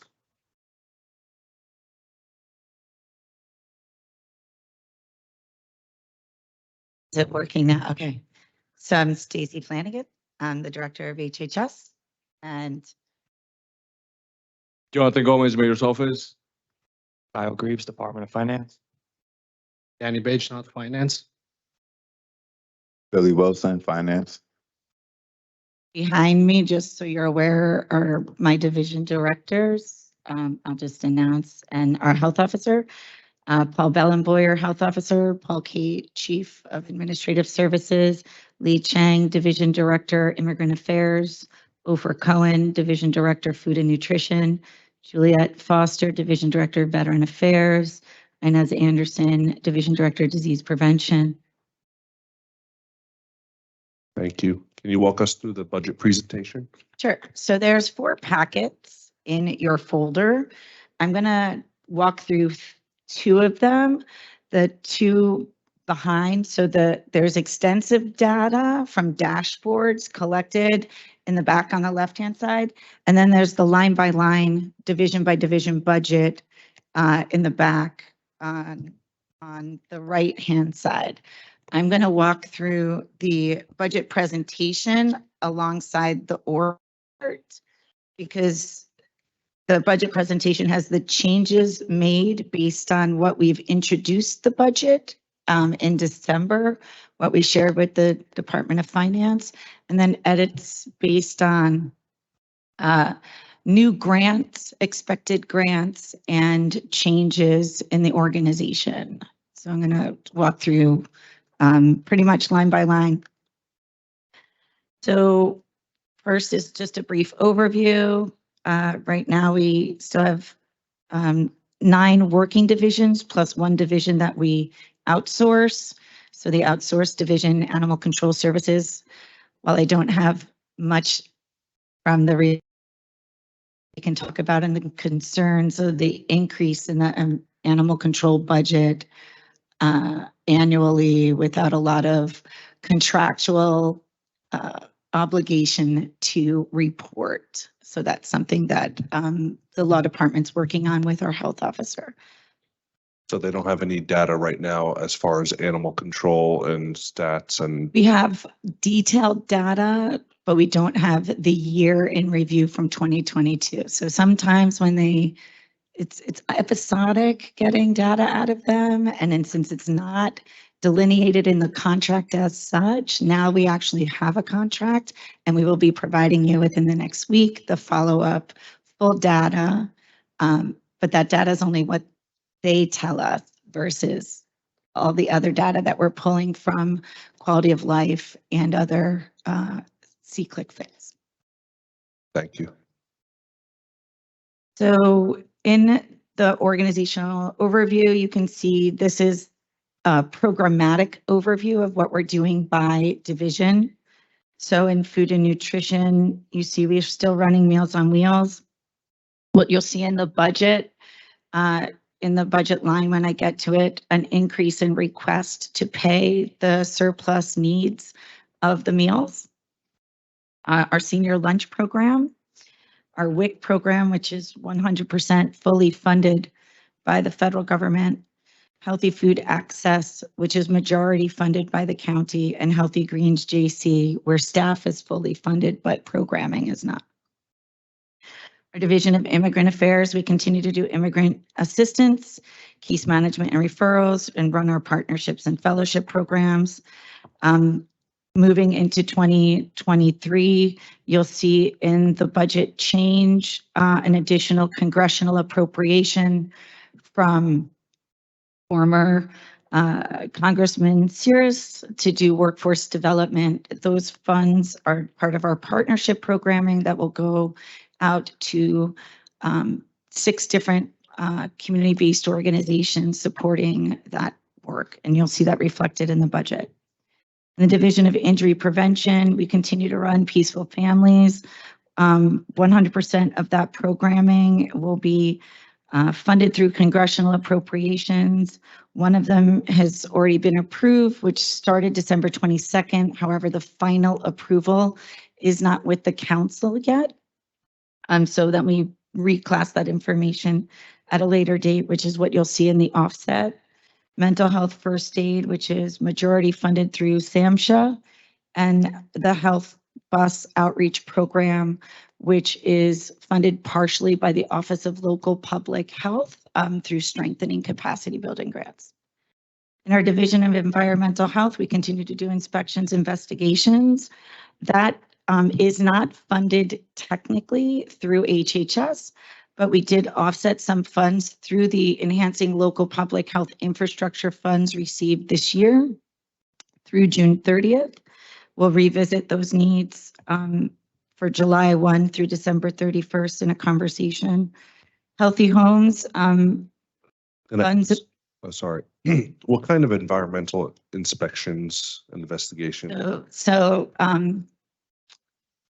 you may all understand that the Quality of Life Task Force does a majority of the summonses.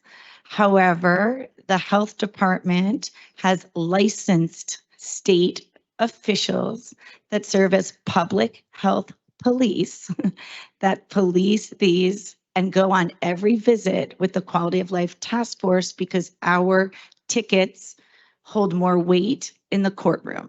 So if the health department is not involved in a quality of life issue, sometimes those issues are often negotiated right through the prosecutor. A state violation, which we manage, i.e. the smoke shop stuff, because there's a Smoke-Free Air Act, smoking inside, Smoke-Free Air Act, those are part of state licensure related health issues. Food establishments, bloodborne establishments, a tattoo parlor that's open without a proper license, barbershops that don't have people with proper licensure inside the barbershop. All of those, the only people that can write tickets for that is the health department, the 8 staff that we have in the health department that are licensed to do this work. I will note for the record, those staff are paid less than other inspectors across the city. These staff are required by the state law to have a BS in science, go through a 7-week program at Rutgers, and then must have a 150-hour internship at a health department before they can sit for their state exam.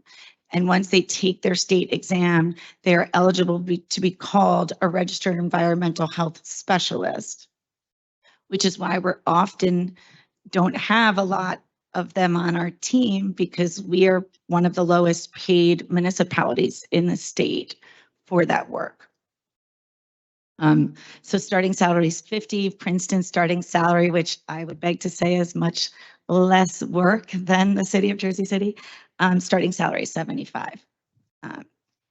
So we have 8, and you'll see that in the org chart. We have 2 openings because we've promoted 2 staff internally to advance in their careers. One is our assistant health officer, Dr. Ciron, and the other is our new deputy director, Amanda Beneth. There we run our child-led prevention programming, which is our Healthy Homes program. That's if a child under the age of 5 has a blood lead level of 5 or more, we are required by the federal government to provide case management services for those children and then investigate the home to see where the lead is coming from. If the lead is coming from pipes, we coordinate with the MUA, and then we coordinate with HDC's Division of Community Development to do any rehousing. And then with a special grant from DCA, we can fund up to $20,000 to abate that home. Then we have our licensing. And so licensing, you'll see later in the packet, the amount of funds that come into the general fund. So the amount of money that environmental health possibly brings in funds more than the division itself. Then we have the disease prevention. So this is where we operate our city clinic, where we do STD, STI testing and treatment, as well as disease investigation, which is the tracking of the disease. We have a specialty grant from STDs to manage some of the direct services of staff. In addition, we have an Ending HIV Epidemic grant to fund the nurse practitioner. I think you know we're struggling with a nurse practitioner, so we're in a coordination with 2 different doctors to provide services. One, Dr. Gonzalez and LifeMod, 2, Dr. Deval Gavi and primary care. We also do immunizations, and then half the year we focus on immunizations, and then the other half of the year we actually go out and audit each school to ensure they have a listing when we do spot checks of audits. The Division of Community Health and Wellness, we still continue our ward-based education. After somebody was transferred out in October, we have an opening in Ward A. We've been filling that ad hoc, so we requested funds from the Enhancing Local Public Health Infrastructure Grant to fund that. We're waiting. Again, this is a state licensure. We have some staff that don't have the proper title, but have been doing this work so long, so they're grandfathered in. But we're waiting for community health education specialists, which is a state licensure to do this work. In addition, we get grant funds from Bergen County to run a Hudson side of the chronic disease prevention, and we manage the AIDS task force on behalf of the county. The Division of Senior Affairs is majority funded by the county. All county funds that come in for food and nutrition and senior affairs require a match. So we run the Connor Center activities there, the Collier Center activities there, senior busing, and additional activities at some of our lunch sites if they have over 5 clients or participants for those activities, because we're paid based on the number of people that attend those classes. So we're often trying to manage through that. Our Division of Veteran Affairs, we obviously do standard case management and referrals, events and networking, and we do transitional coaching in a partnership with NYU. I think we're on our 5th cohort, seventh cohort. And so that's approximately 70 veterans. Then our newest division that we created last year, so that you'll see the difference in the director's office budget lines, because we removed those costs from the division and started this new division who manages the partnership portal, healthierjc.com, all of our public health communications on Twitter, our social service database, Find Help, and then we manage partnerships at the Hudson Schools of Technology, through an MOU with HR and St. Peter's, and we're coming to you at the next council meeting for Hudson Community College. So you can see in 2021, this is not a fair comparison, so I'm just sharing with you. 2021, we did not have fully funded staff on the budget.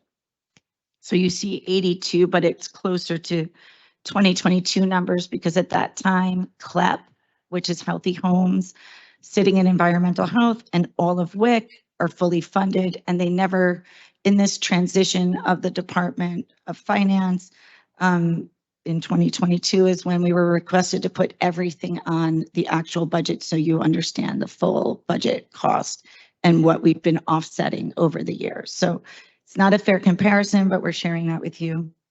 And you'll note from 2022 to 2023, we had a few more seasonals to get us through some last bits of COVID. And then we saw some people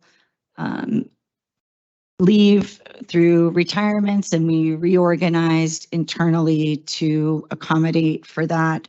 So the current head count allocated in the budget, these are not all people seated. There's about 10 openings in the department, is 117 with 10 part-time employees and 4 seasonals. Are you looking to fill those 10 openings or? Yeah, so those 10 openings are budgeted in the budget that we present to you today.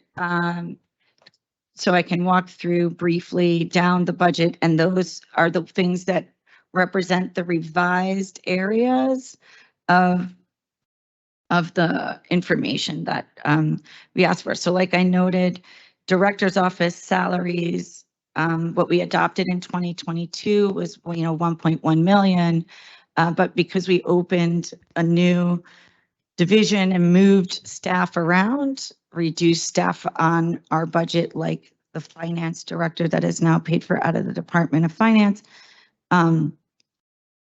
We introduced the budget at 617. We made some changes based on what was allowed and not allowed in our ELFI grant request. In environmental health, we introduced the budget at 1.7. We were able to find about $100,000 that the ELFI grant would fund in salaries and offset some cost in environmental health through the CLEP grant and the dog trust. In disease prevention, we introed the budget at $426,000. We were able to offset some funds. We did have someone leave. We're not rehiring them. We're using those funds for overtime from a particular grant. Got an increase in our EHE grant over the year and are offsetting some funds for the civil surgeon exams through ELFI. Community health and wellness, we introed the budget at a higher rate. What you see at a lower rate, what you see here, this increase is the increase in salaries that were approved in the org chart meeting. I have several staff on that org chart that you can see that we're making pretty low salaries and have master's degrees and several years of experience in the field. So you can note that in that division. We also, due to pay equity, increased all of our directors in our department. We're not making the average salary, so all of my division directors are now at 100,000 with longevity, based on longevity for any of the other staff. So obviously you can note that lower than many other departments. In our senior citizen affairs, we introed the budget is slightly higher. We got some, we had someone leave. We were able to fill that position with someone internally transferred through the city, and we were able to offset their salary with additional funds from the farmers market and enhancing local public health infrastructure. Obviously, nothing changed from animal control, but as you can see, it was a $154,000 increase from 2022 adopted budget in the RFP response. And given that I did, direct the health officer to work with the law department to have more controls over what we're paying for and paying for the results that we ask for. And so that's where most of the grants that we get as a department, we only get paid if we do the work. So if someone like today, the seniors that don't show up today for food comes out of our pockets, the seniors that do show up for food at the center rather than going somewhere else, we get to offset that on a grant. If they don't show up, we don't get paid for them because it is tracked in a database daily and reviewed by the county. This includes Meals on Wheels and all of our facilities where we pay for Tai Chi, yoga, etc. Do my colleagues have any questions?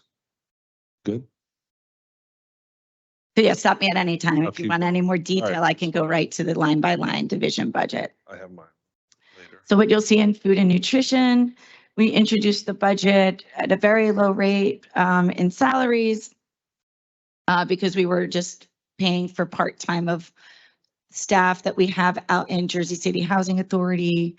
We have revised that due to increases of organizational internal raises that align with the pay equity policy.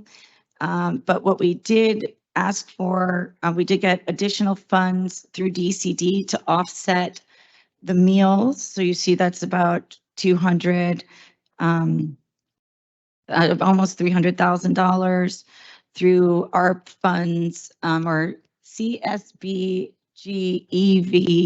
COVID funds that needed to be expended by June 30th that were not expended in that department. So we were able to spend it. And so we reduced our request for 2023.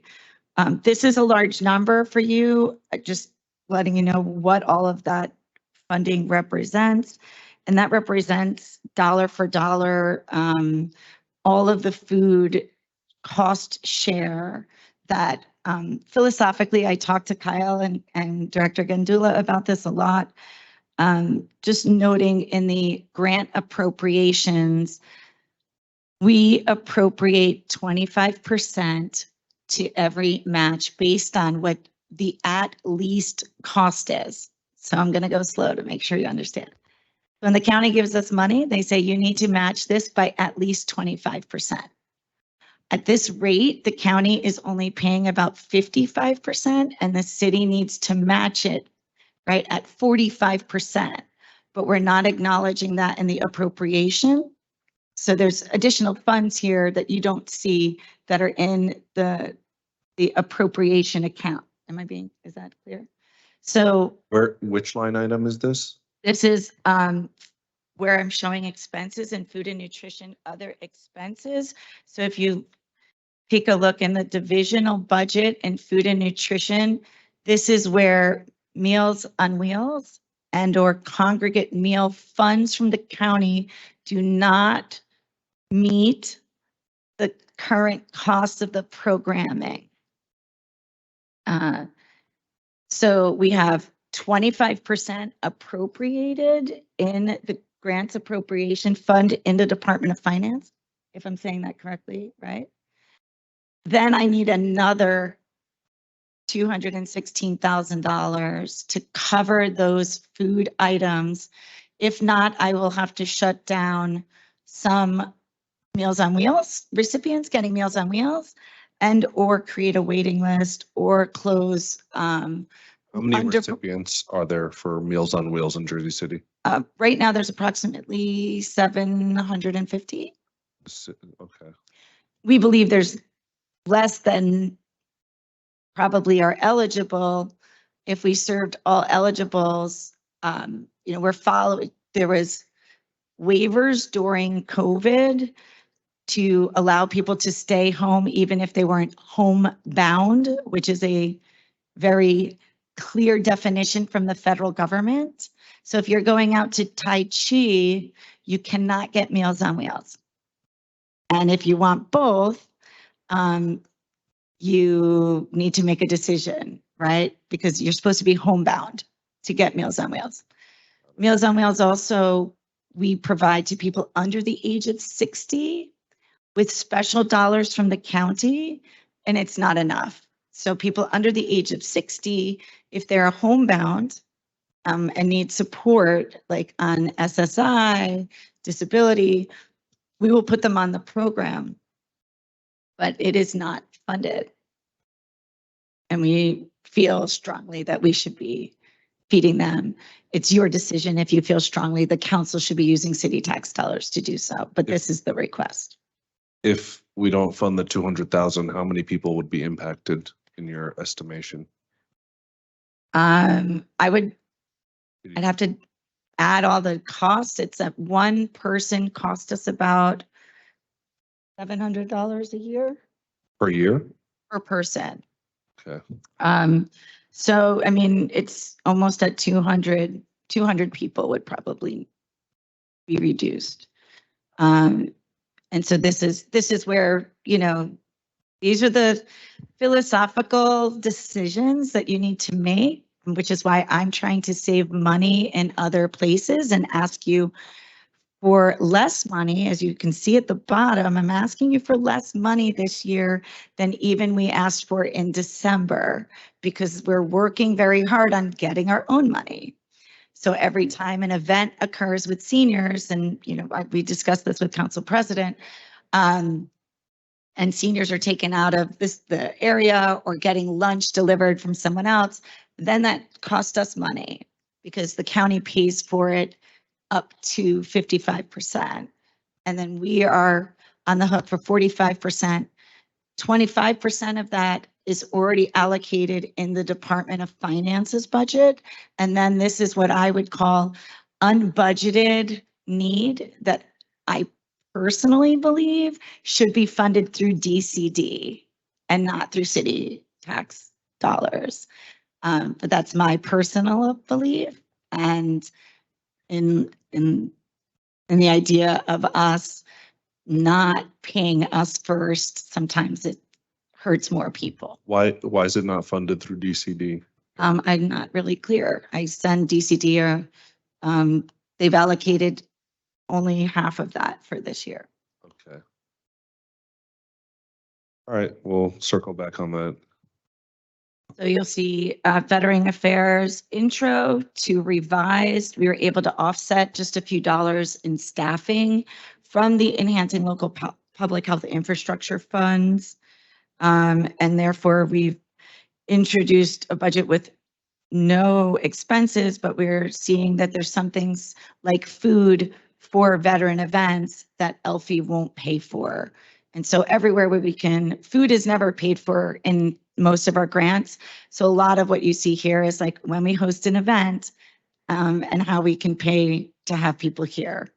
Obviously, I can't ask food locations to donate. We regulate them. It's very different, which is why now Cultural Affairs fully runs Taste of Culture, because I can't ask. And that used to be under Immigrant Affairs. So, and in the past, we paid for the meals. So then you have injury prevention. You will note here the large expense of intro is, 1.1 million. We revised that slightly. This is still, there's some cost that we can cover. And we prorated to the time of year, but as a council last year, you voted for an RFP of $1.2 million to have mental health professionals marry 911 call response. We went out for 2 bids on this. The review committee denied all of those bids. We're going out for a 3rd RFP in the next few weeks. So we prorated the cost request from the council for this year for that cost. When did we approve that? I forgot. Probably sometime in August or September of 2022.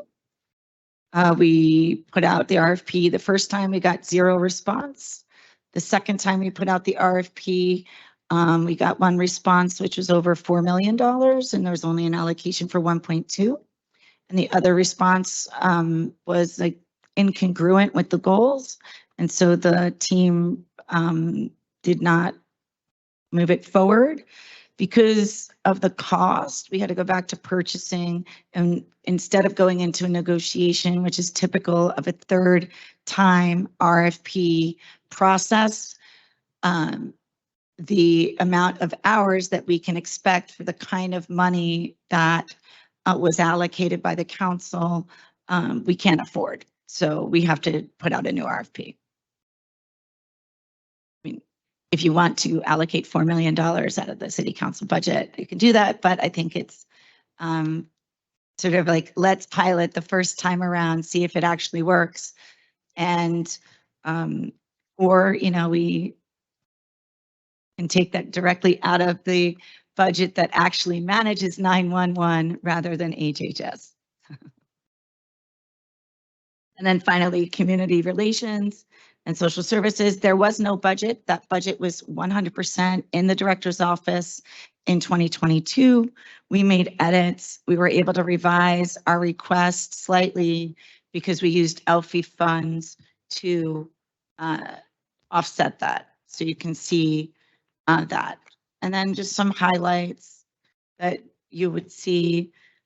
One for food and nutrition. You note that when Ofer took over the program, or slightly before, we had a 17% food waste. That's 17% of all food that we give out that we have to pay out of pocket and or throw away because it wasn't being utilized. Over the last 6 months, we reduced that to 4%. In fact, last month, it was 0.4%. When I got here, just to give you an idea, there's about 25,000 wasted meals.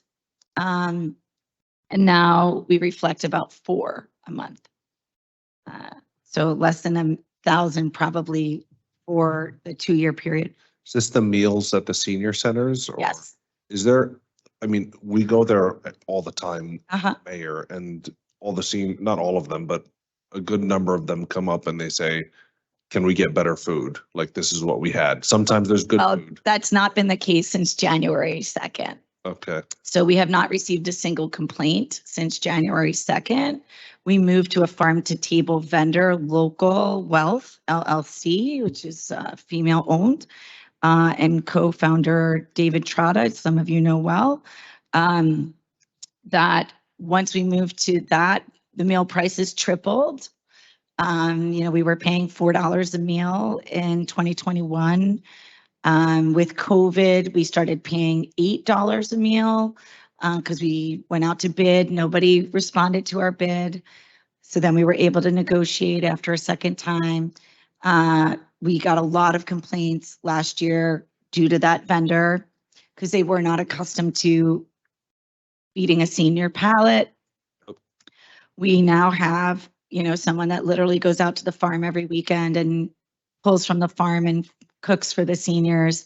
And that's one of the reasons we believe our food waste has decreased. And we've been asked for more senior congregate meal sites, which are currently on hold because we don't have any more funds to open a new site because that requires a new person. However, as part of our 2023 goals, we will be submitting to the council, I think it's on this next agenda, the CACFP request, which is the Child and Adult Care Food Program Grant. Some of you may know Dr. Elnardo Webster, who passed away last year, was running the after-school meals program across the city. After he passed, there's not been meal programs after school across the city. The school system just started doing that in March because they don't need any particular paperwork, but they were sort of waiting to see who was going to take this on. So local nonprofits like Team Walker and New City Kids, if they're doing anything after school, they're paying out of pocket, which is just absurd because there's so much funding in the federal government to pay for these meals. So we're going to submit a grant and hope to expand senior meal programming along with after-school meals for the local nonprofit community. And that would be 100% funded if we get those funds. And then just so you know, last year we provided 90,000 meals over the summer meal program. We're kicking off summer meals at the end of June, literally the Monday after school is out. And we have right now about 55 agencies signed on, and we start training in the next week. Our WIC numbers during COVID increased 7.5% from last year. This is due to the COVID waivers in WIC. You're not required to come into the WIC clinic, which has actually hurt our staffing because our nutritionists that are required by WIC come to the WIC clinic and just communicate via phone to the WIC clients. And so they, spend a lot of money commuting. And, we don't pay, we're the lowest paying WIC program in the state as well. So we are talking and provided justification to HR just to identify where we have a significant amount of money. We're returning to WIC, and instead of returning the money and having open positions, we should pay people their worth and engage them and motivate them. And so we'll see as the waiver expires with the president's expiration of COVID, how our numbers do in the future. Our Healthy Greens programs, reached over our goal of 50 members per site. We're still waiting for approval to expand that program from the Business Administrator's Office. We feel we're ready to expand. We're rolling out the Oura Ring relationship. We've already moved forward with the diagnostics and the IBM cloud to start tracking and have an MOU with Rutgers ready to start doing more meaningful research around that. And then, we've touched more than 2,800 seniors with nutrition education credits. That's what funds our Healthy Greens JC education. And so there's some highlights on the next page. In our Division of Immigrant Affairs, right now we composed a toolkit created to provide other municipalities with a framework to become a DOJ certified municipality. We're still the only one in the country that has this. We did get grant funds. Those grant funds pay directly our part-time employee that's creating that toolkit based on the experience that we went through. We aided dozens of newly arrived Afghani and Ukrainian residents, helping them with TPS. We've assisted transgender immigrants who recently naturalized and achieving federal documentation for their gender. That's really significant for us. And we helped dozens of refugees continue down the pathway and provided over a dozen civil surgeon medical exams. These exams typically are $800 an exam. We're able to provide them for free for families that are coming and transitioning status. And last year we were number 2 in the national rankings for welcoming immigrants across the country from the national immigrant community. Let me ask you a question. When it comes to the food program, do we aid the Urban League in any way? The Urban League runs a special CACFP program that's delineated for home health care nursery programs. So I should have said this in more detail. Child and adult care food programs support during the day nursery schools and daycare centers, after school feeding, and senior one meal and one snack. So we would offer seniors like a coffee service and then a lunch for those that aren't part of the program. CACFP through the Urban League, any home provider of daycare. So there's a specialty program run through the Urban League that is identified by the USDA and the federal government that allowed them to also apply for CACFP. So they would be eligible entities, any at-home person in the home taking care of 5 or more young people under the age of 5 would be eligible for this program too for food. If the Urban League ran a senior program, then also they would be eligible to serve seniors. And just to note, Council President, we have revived a conversation due to CACFP with the Easter Seals because these are new titles that would not conflict with the union. And that is why in 2018, our Easter Seals relationship ended because of a union conflict of people doing the same thing as some of the staff out in the field in the congregate meal sites. So this would be a very different, this would allow us to create a new title that's not part of the union, that would allow us to work with Easter Seals and grow that program across the local community-based organizations. Let me ask you a question. With your division directors, are any of them do they carry any special license? Yes. Type of certification, anything? Yes. So Ofer Cohen is a registered dietitian. So he's the one that runs food and nutrition. So we have a registered dietitian nutritionist. Lee Cheng is a licensed bar lawyer, so he has a particular license, so he doesn't need a certification, but his staff do to do the services that we are providing. Cynthia does not, but she's working on her master's in mental health counseling. Chuck Mays is a licensed inspector from the state for lead and has a master's degree in management. Inez Anderson was a health professional, has a phlebotomy license and has 22 years of experience in the clinic. So she rose through the clinic ranks. Linda Ivory Green has a master's in public health, was waived from the CHES because the CHES came out after her master's. So while her staff required the community health education specialist, she is not required to have it because of her master's degree and years of experience as her former health educator. Joan doesn't have any particular certification, but has spent 27 years working with seniors in the city, carries a BA from Holy Cross. Juliet Foster, veteran, Air Force background, several years working in the field, entrepreneur, ran her own business, and has credentials as a teacher. So we think the education around veterans and meeting them where they are is important to us.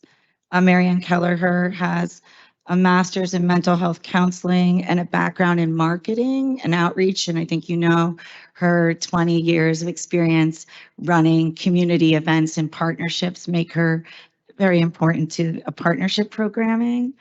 In addition, I'm switching pages. Paul Fellenboyer has 2 master's degrees, one in chaplainary services, one in public health services, and then received his license as a health officer July 1st. Dr. Ciron obviously is a doctor, passed his health officer exam in July as well. We have several staff, I mean, including some on Linda's team with particular licenses to their work and environmental health, obviously the REHSs, but most of the leadership. I appreciate that. Could you send me an email with all of them who, are, have certification or license? Because there's a discussion that we're having because not all division directors are paid the same. Oh, So it was brought to my quite well. right. It was brought to my attention is the reason why is because some of them may have certification or license in special fields. But you're the first director I've seen that came here and all the division directors basically are making the same thing. So I'm trying to, I'm just asking a question. Well, just Some so you division know- directors, wait a minute. Yeah. How some division directors are making more, may not have what your division directors are qualified for. So HR, they told me, does this thing where they kind of balance it or justify why some division of workers are making more, and it has to do with them being licensed or certified in a certain area. So I'm just asking the question because I see all of yours across the board with the same salary, and it shouldn't be Well, same I- salary. I mean, based on what I was told earlier in the budget hearings, they should, some of them should be making more. Well, I would always fight for all of my staff to make more money. I believe my staff and their years of experience, longevity doesn't quite showcase the years of experience because they all teach me. So, and I will also say that, most of my staff that have longevity have been here 20 years or more. And my newer staff have been here maybe 10 years or less. They weren't making that number. I fought to get there. And just recently, that's how I lost some of my division directors recently, because they were well overqualified and weren't making Correct. the funds. And so I would appreciate just Yeah, that, because I'll I give know you a that was the whole list. I got that was the every conversation earlier when it first comes aid to HR. to we track all the professional development, and we're encouraging staff to go to school. So even many of our program managers, we have some master's degrees at the program level, and then field workers working on their master's degree, which I would like to share with you. I can't pay for if they're a union employee, and that hurts growth and development and career trajectory for staff, if I can't pay for that. So we've been leveraging our enhancing local public health infrastructure money to get staff exposure outside of the state of New Jersey, getting them trainings, and we can't pay for college tuition with our ELFI funds, but I've worked very closely with the Department of Finance and those who are management that I can pay. I am encouraging them to go back to school so that they can grow, because we're all not going to be here forever. I wanted to ask a question regarding the food truck licensing regime. Sure. It's something that I receive a lot of inquiries about, and is there any thought to prioritizing licenses for food trucks that do not have brick and mortar stores? Because one of the biggest criticisms I receive is, well, all the spots downtown, some of these places already have a brick and mortar. Why, as a food truck, I'm trying to make it, why can't I get a spot down there? And Yeah, so I can share with you. that's something you'd be open to entertaining? Yeah, I would love to entertain you on this, because in fact, this was, 22 years ago when I was in grad school, my policy paper in New York City on food trucks and where the hot dog and coffee stands are and what they're paying. And when I first came here, that was one of the first tasks. I don't know if you know this, but we had over 267 food truck licenses held similar to ABC licensure, and people were selling them on the gray market for $8,000 to $10,000, and people were holding them, living in Oklahoma. We were investigating where they all were, and one of the first things we did was prioritize an ordinance for food truck operations and limit the number of food trucks across the city and increase the cost of doing business as a food truck. 1. 2, we created the food truck pilot parking location at Grand Street to encourage the business community in an area of business. And we provided that for free for 5 years. Then we decided to start talking about food truck economies, because we got SIDS very disappointed in us allowing food trucks to be close to their community where they're paying excessive taxes, and food truck owners were not owner operated, right? Because we allowed for you to own more than one. And once we did that, the ones that are not owner operated are leaving garbage on the street, costing us more garbage collection funds. And we're getting a lot of noise complaints from the community after hours. And so there is no particular ordinance around commercial vehicle parking. not my department. So we had a meeting years ago. This was before several of you were sitting council people, particularly around Ward E, because I recommended, instead of building a container village, to make that a food truck village, have free, no cost, and to align with the vision, in fact, that the director that is working on it now from the EDC is ensuring that everyone go to entrepreneurial school to get into there, so that there is like real development from going from food truck to brick and mortar, which was the tradition. You kind of started at the farmer's market, you went to a food truck, you became brick and mortar. You may have kept your food truck. And so if you've had a license, we need to recognize you having a license and let you continue having a license. This year, we finally, the health department took on zone 1 parking because no one was issuing zone 1 parking since the ordinance passed originally in 2020 prior to COVID. So for 3 years, no one was paying for food truck parking. And there's occasions where my staff were chased down the street with a knife by food truck owners. And I'm like, I have to like kind of put, a stake in the ground saying, if the parking division's not going to handle zone 1 parking, we have the capability to license. We can do that license. We can manage a lottery. And anyone who's prior food truck owner got first right of refusal to the spot that they were in, even if they didn't pay for it. And then after you got one spot, the rest of the spots we put into lottery. I've been discussing food truck needs because food truck needs in our city should be in certain areas and monitored to ensure that they close at the proper time. So we have more food truck health violations than brick and mortar health violations. Okay. And we're called often for people who are parked places where they shouldn't be parked, for people who don't have licensure that have photocopies of a license. And my staff stop at 7 p.m. And that's when Quality of Life or JCPD or Parking Authority would take over.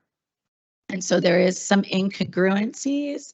And we've been talking to Councilman Solomon and Councilman Rivera about some ideas to sort of create food truck communities similar to how it operates in Portland or Providence or Austin, which are very similar size cities to us, and speaking with the community on sort of their wants and needs, and I'm following up with that as we speak. So there's a lot of. Not sure I got it.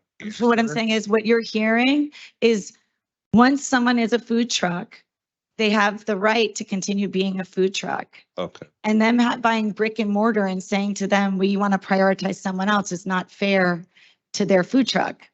Because what I see is, there are well-established businesses that have brick and mortars, and, there might be one food truck that doesn't have a brick and mortar, and they're trying to make it. And, I would like to see the opportunity for everybody. And the dream is that food truck becomes a brick. But that's what happened. Yeah. So the some that you see were food trucks that then became brick and mortar, and they want to, and by the way, those are food trucks that we don't have a lot of health issues because they're cooking in their brick and mortar and properly have served safe and are managing. So it is like the space in between.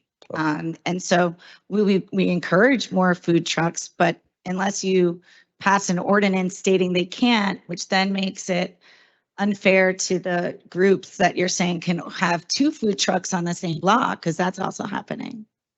Okay. Right. So it's kind of trying to figure out the difference when someone else is actually paying electric, rent, and others, and probably aren't really making it, as you might think, are getting some support from NJEDA. Okay. But we can, I definitely would like to continue this conversation. Yeah. Does anyone have any other questions? Okay, I was gonna ask about, I don't see any success stories with animal control in the packet. Do Paul, we have any? Our And our health officer just texted me while we were up here saying we finally got like some, a few bits of data while we were in the room. And I don't know if we have one particular success story from animal control that is Data. highlighted. I've had some difficulty when the community complains and then put things on social media, and then I'm sort of battling what the social media rhetoric is versus the rules of animal control. So one, as you know, from just this past week, animal control doesn't manage wildlife. Wildlife is managed by the state. The state does not really respond rapidly to us. Raccoons near your house or in your backyard are not considered an animal control issue unless you can identify it during the day and may look injured is the only way animal control can respond to wildlife.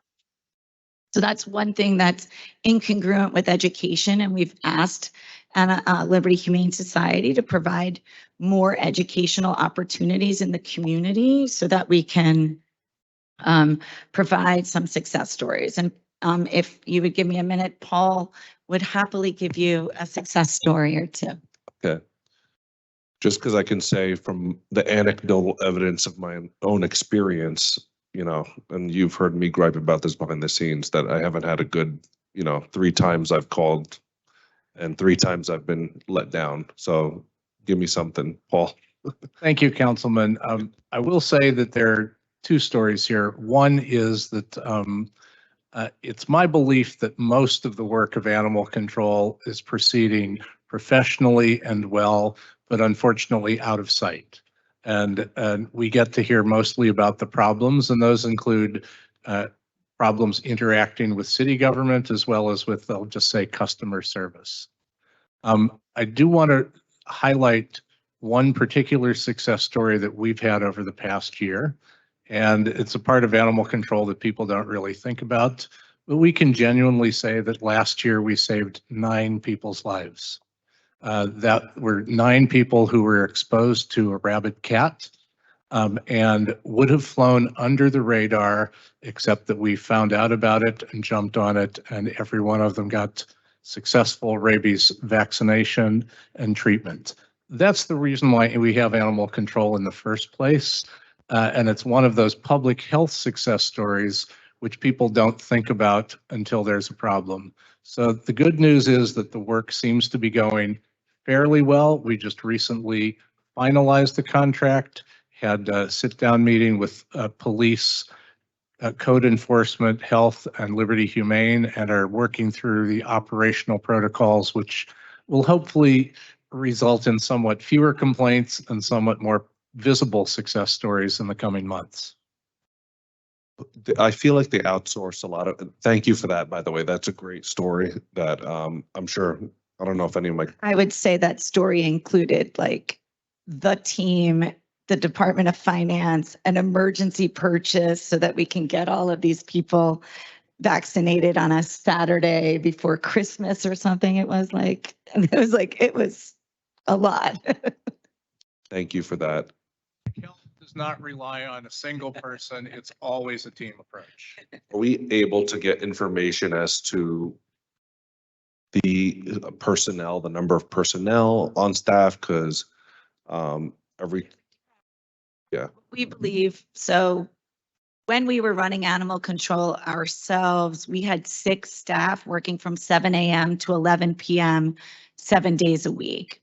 That is what our expectation is, especially now that we pay almost double of what we were paying for animal control when we moved into this relationship. There's been changes on how their board has decided that they were not going to accept any more appointees from the council or the mayor, which I believe is unacceptable because we fund $1 million of their business, and as such, the council should be able to place a member on their board, as should the mayor appoint someone to their board. They sit on land owned by the city and they pay $1, which they don't even pay because we don't really we take it out in the wash here for the lease of the 99-year lease of the land. So we feel like they are a quasi government agency, but we're not being able to control the results, outcomes as we believe the residents expect. So I feel like they have a call, Are we the only ones that fund them? they have some open. We can't, they were the only people that responded to the RFP. We worked diligently with Bergen County, who manages some of South Hudson, to see if we can go into a governmental shared service agreement. Jersey City is just too big for them to handle. And this is all at the decision of the council.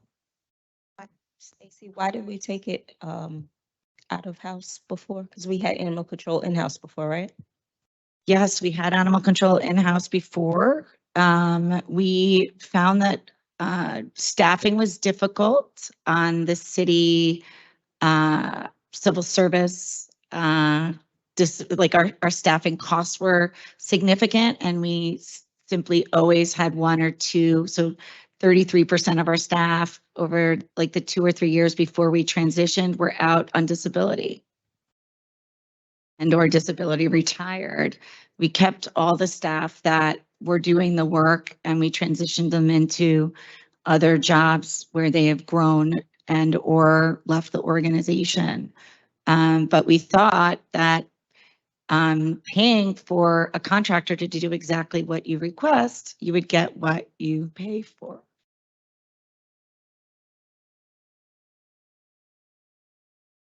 Any questions from my colleagues regarding anything in the presentation?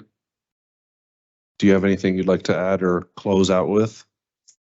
Just have some, key highlights from throughout the year, our team in action. You can see if you want anything deeper, there is sort of like line by line in the back, and then the divisional budgets line by line, the changes versus what I shared up.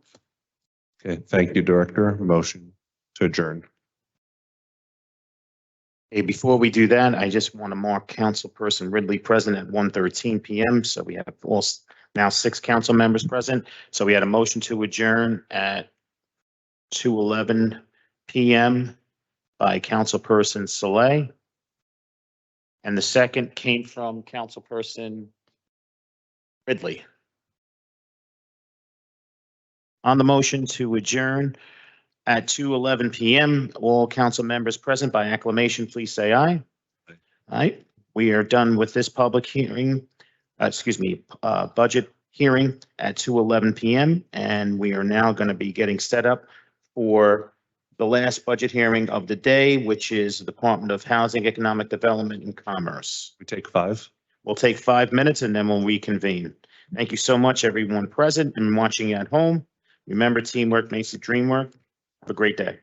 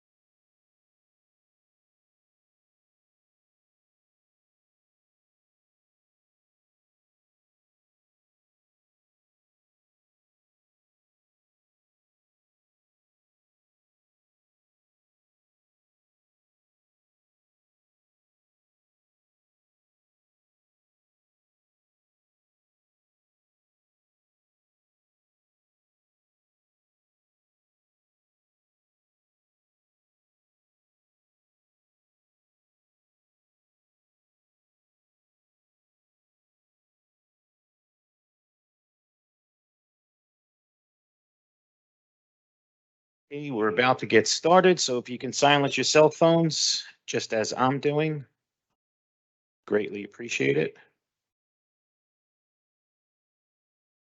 Okay, good afternoon. We are on the record. Today is Monday, the 5th day of June in the year 2023. This is a budget hearing for the Department of Housing, Economic Development and Commerce.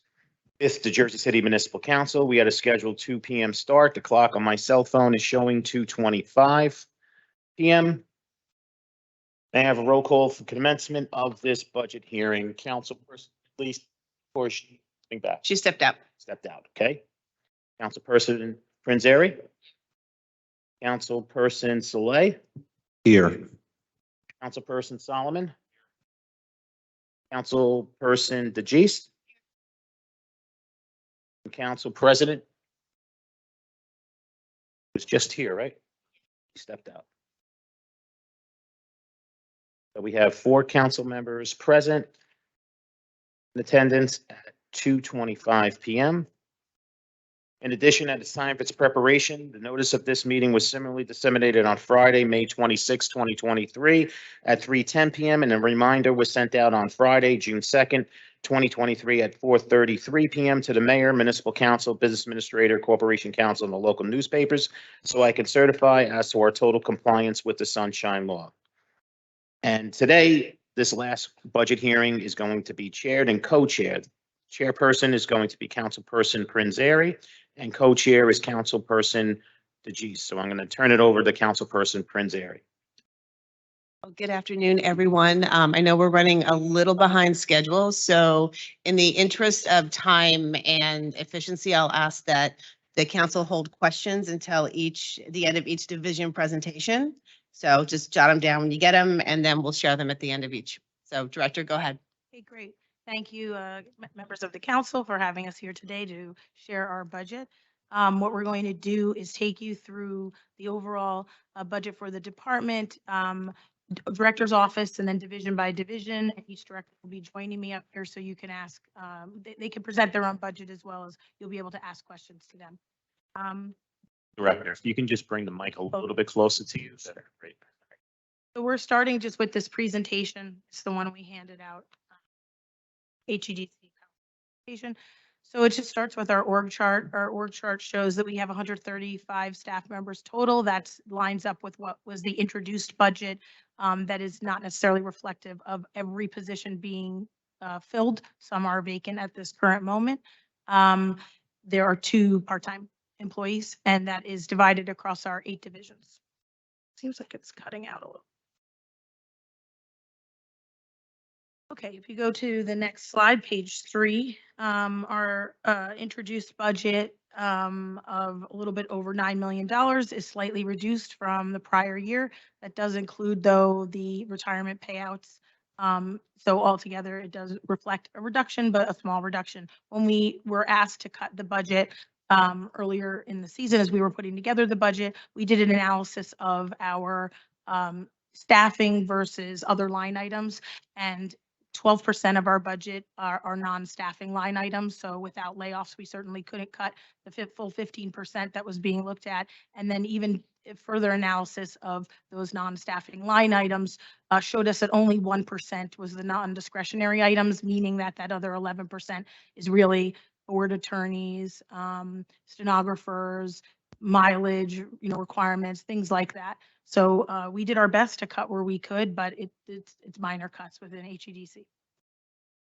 Okay, so that actually works for slide 4 as well. You can see each division, what was the 2022 adopted numbers, the expended in 2022, and then introduced in 2023, and the change. So there's a slight reduction from where we were from 2022 to 2023. We're not asking for anything in addition. We understand that the city is trying to keep the budget tight right now. All right, so then we'll move over to slide 5, which focuses on the director's office. This slide focuses on our accomplishments from 2022 and some of our goals working on for 2023. the focus has really been on building this new land management software, also like an online permitting and licensing software that we've been, I know I've spoken to you about many times before. It's taken many years. We're finally at the point where we're ready to roll it out. As part of this presentation, we are going to give you a presentation on that. We heard the comments at the last caucus, and so we're going to use this meeting as an opportunity to do that. We're going to do that in a minute. That's why Sanjeevani's sitting up here. So that's what we've been working on, is building this system that she's going to go through in more detail. Our goal is to go live now in June, this month. And we're going to continue to refine and work and collaboratively with the vendor to build a software system that is unified for all permitting and licensing. Certainly within HEDC, right now it integrates engineering and the MUA, but longer term, we can work with the city to roll out where it's appropriate beyond HEDC and things related to permitting and licensing within our scope. Overall, we're also working, as always, to increase staff professionalism and customer service. It's something that's extremely important to us and something in an area that we felt like we could do better. So we established a point person in the director's office for all constituent services, and that to us, we believe it's been pretty successful. It's allowed any constituent, whether they're like a company or an individual homeowner that's having a challenge getting through the permitting system, which we know working through the various approvals and permitting if you're trying to renovate your home or build a building can be a challenge. So we have a point person for that. I brought copies of the business card that we created as well, and I'm happy to give them out to you. And that created a direct phone number, an email. This is not about a person, but this is about an ongoing system of help for oh yeah, sure. Thank you very much. And those you can give out to constituents, you can give out to your aides. We welcome them being shared. We do want to be helpful. We don't want any resident or anyone doing business in our city to be frustrated with the process of getting their business open or their renovation or construction complete. We would like to help them through that process and make it as smooth as possible. That is our goal in everything that we do. We're continuing to solicit feedback from people who use our system. So in this year, we did it through Construction Code. We did a survey, an online survey that anyone who worked with Construction Code was asked to fill out. And so we've been using the results of that to help improve our customer service, and we would like to roll that out even to some of our other divisions. We are actively soliciting feedback so that we can do better. We focus on continuing to hire staff with a strong work ethic and growth potential. We're very careful about hiring and who we allow in. We believe that that's the fundamental to increasing our ability to do more with less, actually, is bringing in higher quality employees. And so that's been something that we've really focused on. And we've done some reorganization. We have a tendency to focus on a certain amount of divisions at a time to really look at processes, efficiencies, staff management, and we focused on, particularly this past year, zoning and community development. So now I'm going to turn it over to Sanjeevani, who's going to take you through the online permitting and licensing program and hopefully, answer any of your questions. We welcome them certainly while she's doing it. She maybe let her, I guess, do the presentation. Oh, she's going to take you through not only the slides, but also there's a handout that says project goals and scope. It was a separate handout. That's going to take you through some of the work that we're doing with this. Sometimes it's called Tyler. That's the company, Tyler Technologies, that is we're working with, but it's really our online permitting and licensing system. That's all interchangeable. Good afternoon, Council.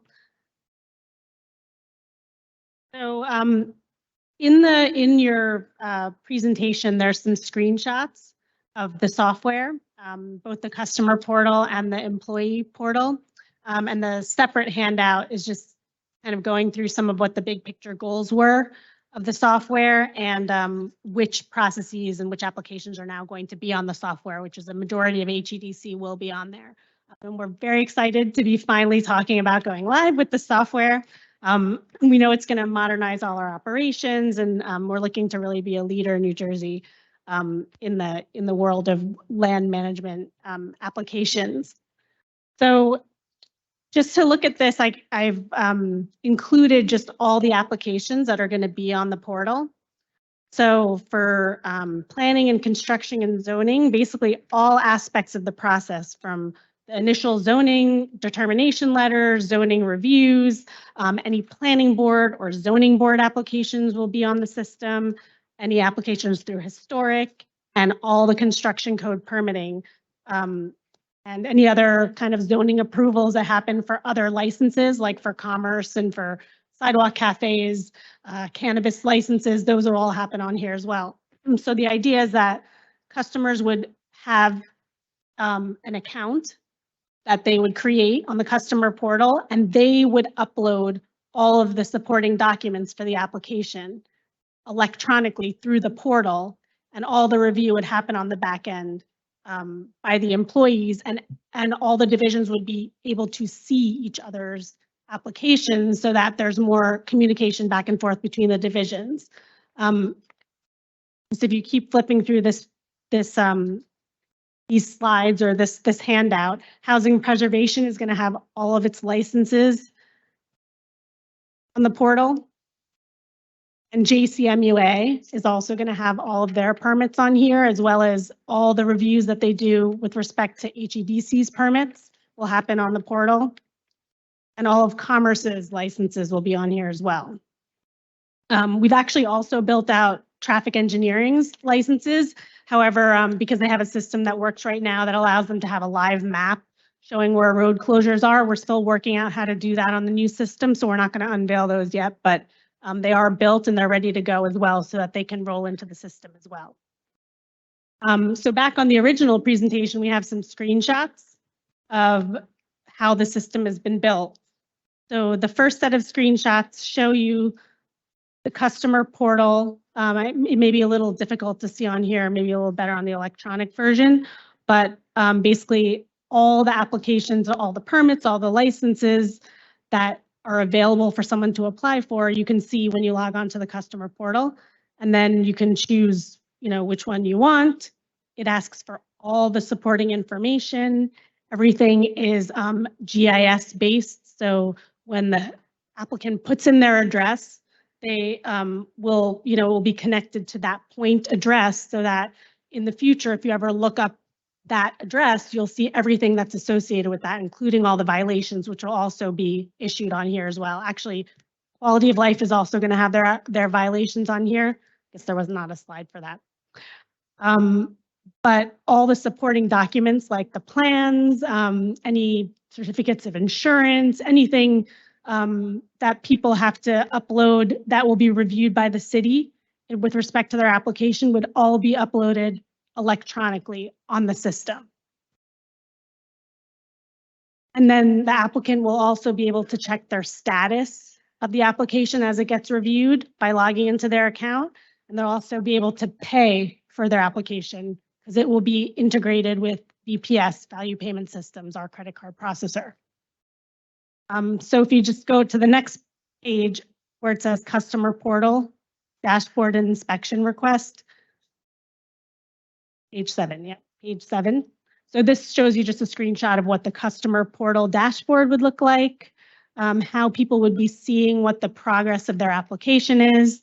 If their application involves inspections, they can do an inspection request on the portal, and then our office would get back to them as to whether or not that date and time was accepted, and then they would be able to see when the inspector would be coming out. And if you go to page 8, yes, so page 8 has screenshots of what the dashboard looks like for our employees. So all the employees, just like you log into Outlook every morning, would log on to this system. It's actually called EP&L. That's the Tyler product, Enterprise Permit and Licensing. So each employee would log on to this every morning and see their own unique dashboard based on what their job function is and what their permissions are. Maybe division directors might be able to see stats about you know, how many applications are being processed. We'll be able to create reports off of that. If you're, say, an inspector, you're going to probably just see things related to your inspections.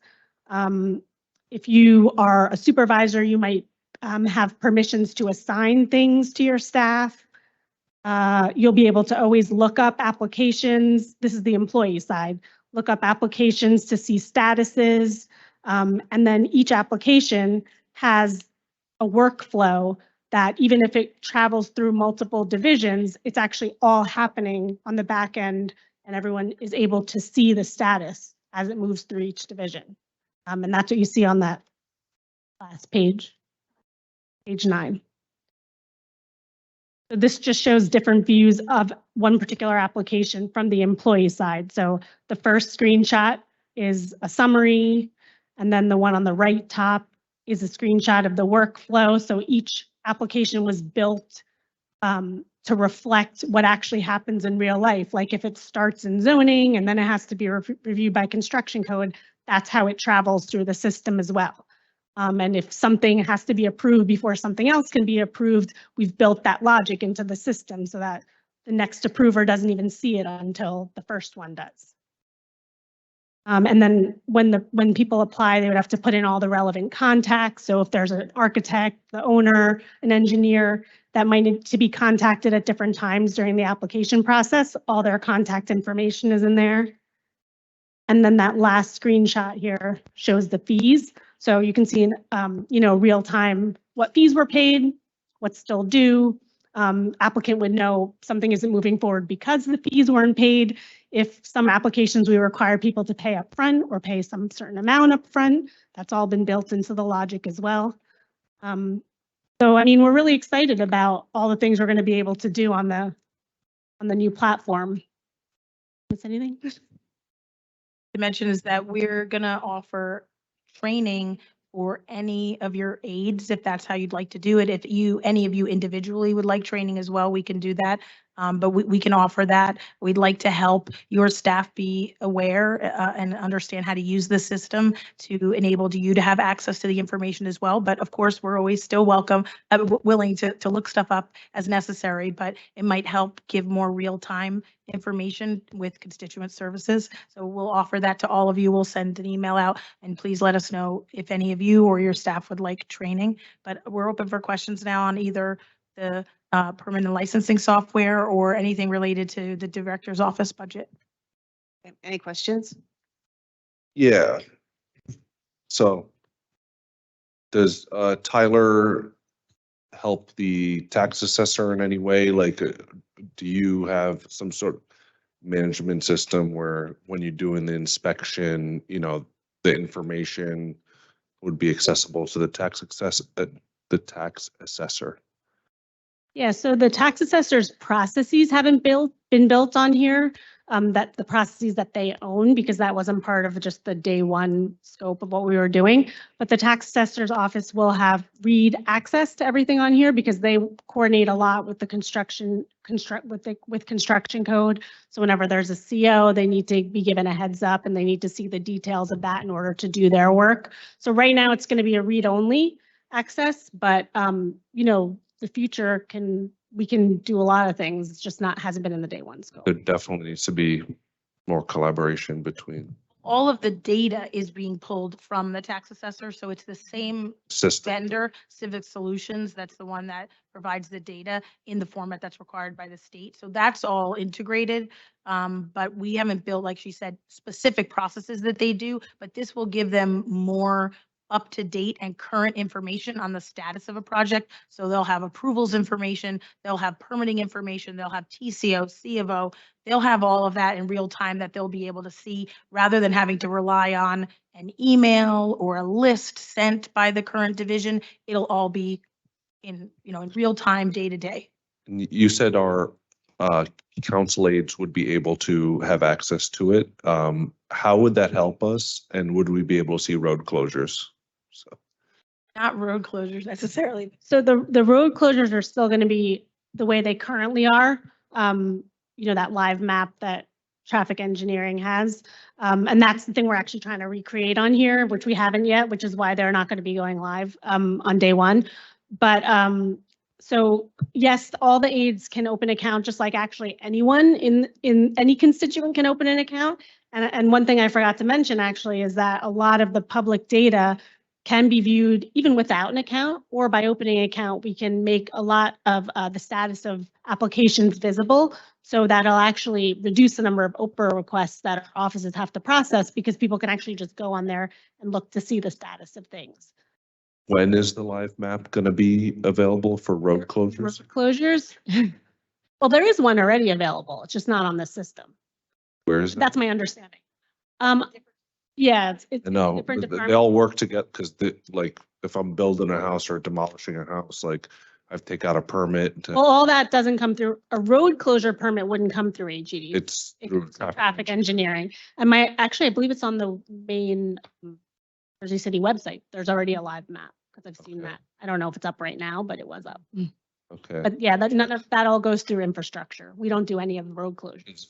A lot of people that do construction across the city, as you know, I know it's a different department, but a lot of these people, they block the roads, they do it without any permits or nothing. So, I mean, I just want more like synergy between the departments in terms of functionality with Tyler. That's because it seems like it's the one system to rule them all, you know, like Lord of the Rings over here, but Well, that was definitely the top of the list for infrastructure, which is why we actually decided to make that a day 2 thing, because we knew that that live map was so important to constituents, to everybody.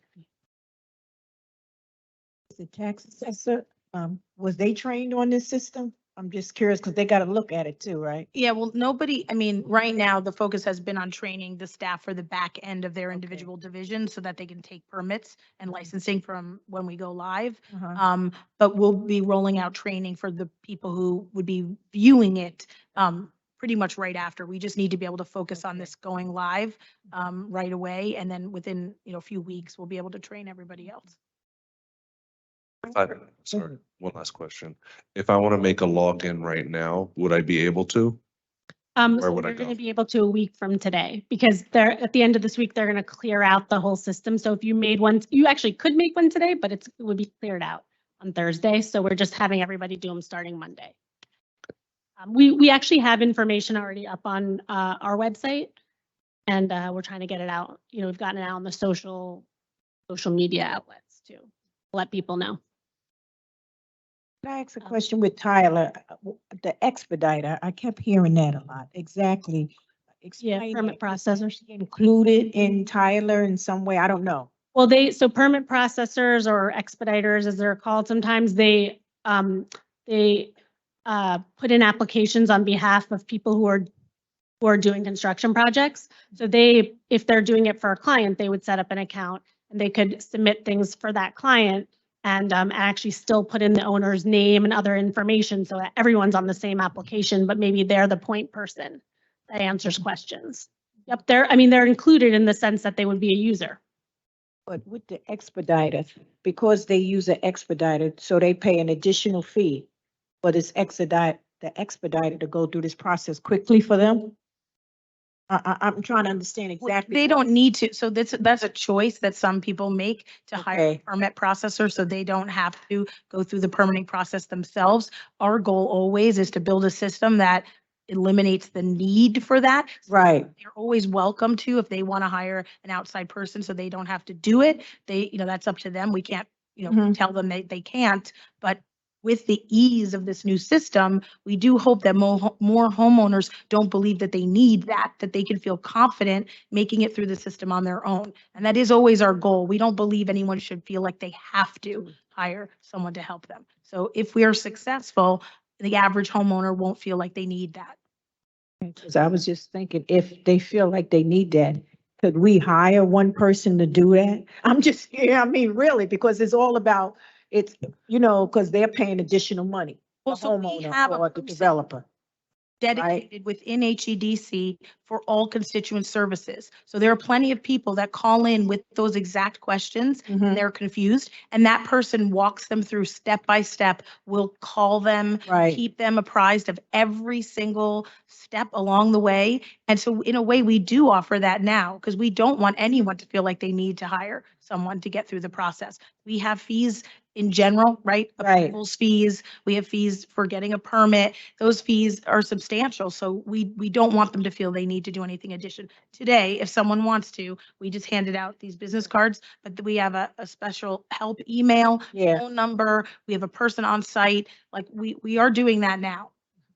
I'm just trying to see, because people think now with this expediter, somehow is in their mind that because they're using this expediter, that the process is moving much faster for them. But even though we know it may not be, you understand? So I'm trying to see, well, maybe if we just have one person that we call the expediter, in-house expediter, I don't know. Because now, you know, when you create a culture, people think a certain way, and it's not that easy to.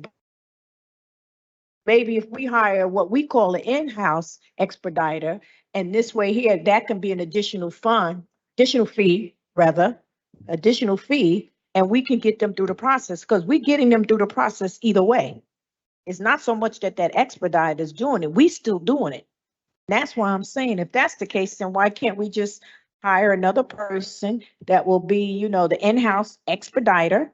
People feel like they have to pay addition for it. And that's, you know, it's all psychological now. People feel like it. They getting through the system quick, even though, like I said, we know they're not. But that could be an extra fee. I don't know. Part of the problem is that they even use the word expediter, because that word means you're getting something faster. Right. That's why we officially, as the city, call them permit processors, and they have to register as permit processors, because there's no expediting actually done. I know. City. There's nothing faster. What makes it faster, that's where the word comes from. So it's very common in New York City to use that word. Right. The reason you have that word is because that person is supposed to take the set of drawings, do a code review, find all the mistakes before it ever even makes it to the construction code official and his staff. And that is what speeds you up. By the time you're ready to submit, it should be ready to go. In our city, it's not done like that. They call themselves expediters, but really they're just processing permits. They don't know the code better than the architects or the land use attorneys or whatever. So we're pretty careful about using the word permit processor. And we do believe with this new system, that should, you know, lessen. They shouldn't feel the need.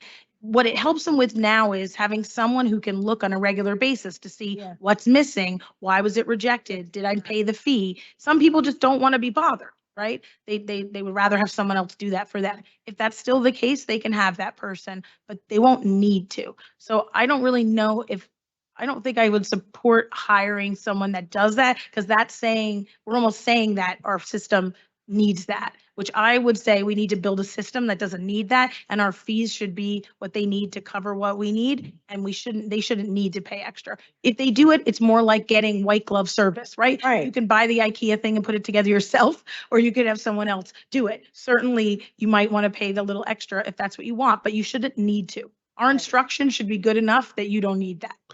Sure. But it's psychological. They think so now. No, I think what we're hoping with the new system, let's see how it goes, and maybe we'll see if people feel comfortable getting through it on their own. If there are roadblocks that they're finding, we're going to be asking those questions and want to hear what they are to improve it.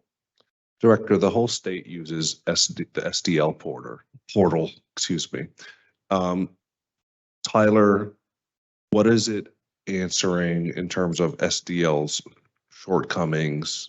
And, you know, it seems like a fancy dashboard, it looks nice, but in my opinion, you know, absent any of that additional functionality between the tax assessor and the road closures, like, how is it different, and what problem is it addressing for you guys that justifies its existence? Sure, that's a great question. So when I first came into my role, well, and even when I was at city planning, we were trying to push SDL as far as we could push it. The issue was it's really only built for construction permitting for building departments.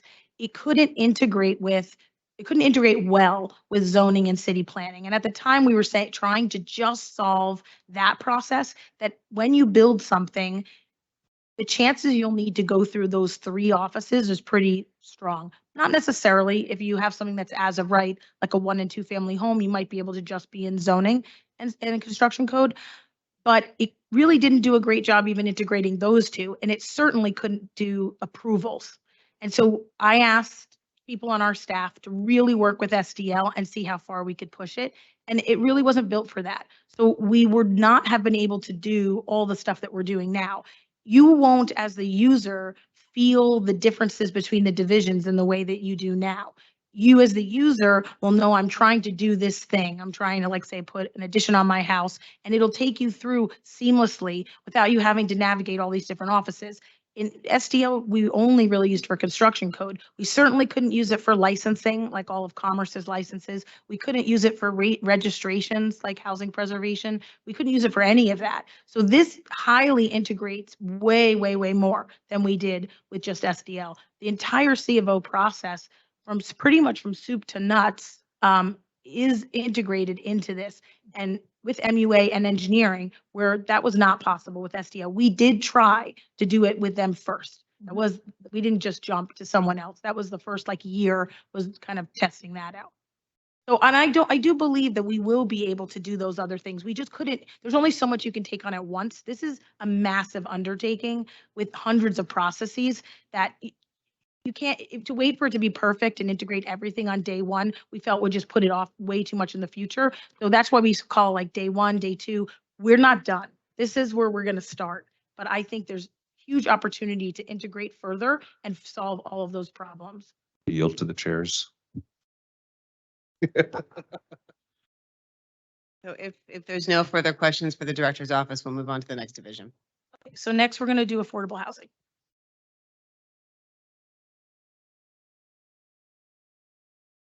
This is page 11 of the slides, and here is the director, Director Gigi Gazon. Good afternoon, members of the council. Thank you for taking the time to hear about our work and our budget and that we need to fund it. I just want to direct you first to the org chart that's at the top, just so that you understand we're a very small and mighty team. There are 8 of us. At the very bottom, all the way to the left hand under the Chief Policy and Compliance Officer, Anthony Lynn, who's an affordable housing compliance specialist, he actually reports to me. I try to divide the division, the division of labor in our small team in a way that is manageable. And so I just wanted you to understand sort of the leadership style, which goes into a lot of the reasons why we ask for things in the budget. So I don't know if you see that page, it's at the top. Okay. So then moving on, in terms of the numbers, I'll start with the numbers. But then we get to that. Can you just tell us what page? So it's just slide 11 then? Okay, thank you, will do. 11. Wasn't sure what you wanted to hear about first. So slide 11, this will tell you some of the achievements. We had this hearing back in July, so a lot of these things have actually been completed or are heavily underway. So the Division of Affordable Housing, we're in year 3. We started in 2020 and it was just myself and Judy Moss. Now we are 8. We have a director, which is myself, a chief policy and compliance officer, 2 project managers, 1 data analyst and community engagement coordinator who's responsible for the portal. Our recent data analyst did leave the city for another opportunity, so we are currently hiring for that position. We have 2 affordable housing specialists and we have a division clerk. So if you look into the next quadrant where it says affordable housing compliance, the total number of planned or constructed projects currently being monitored, as of this slide was done in May, it was 117. And what that means is 117 buildings.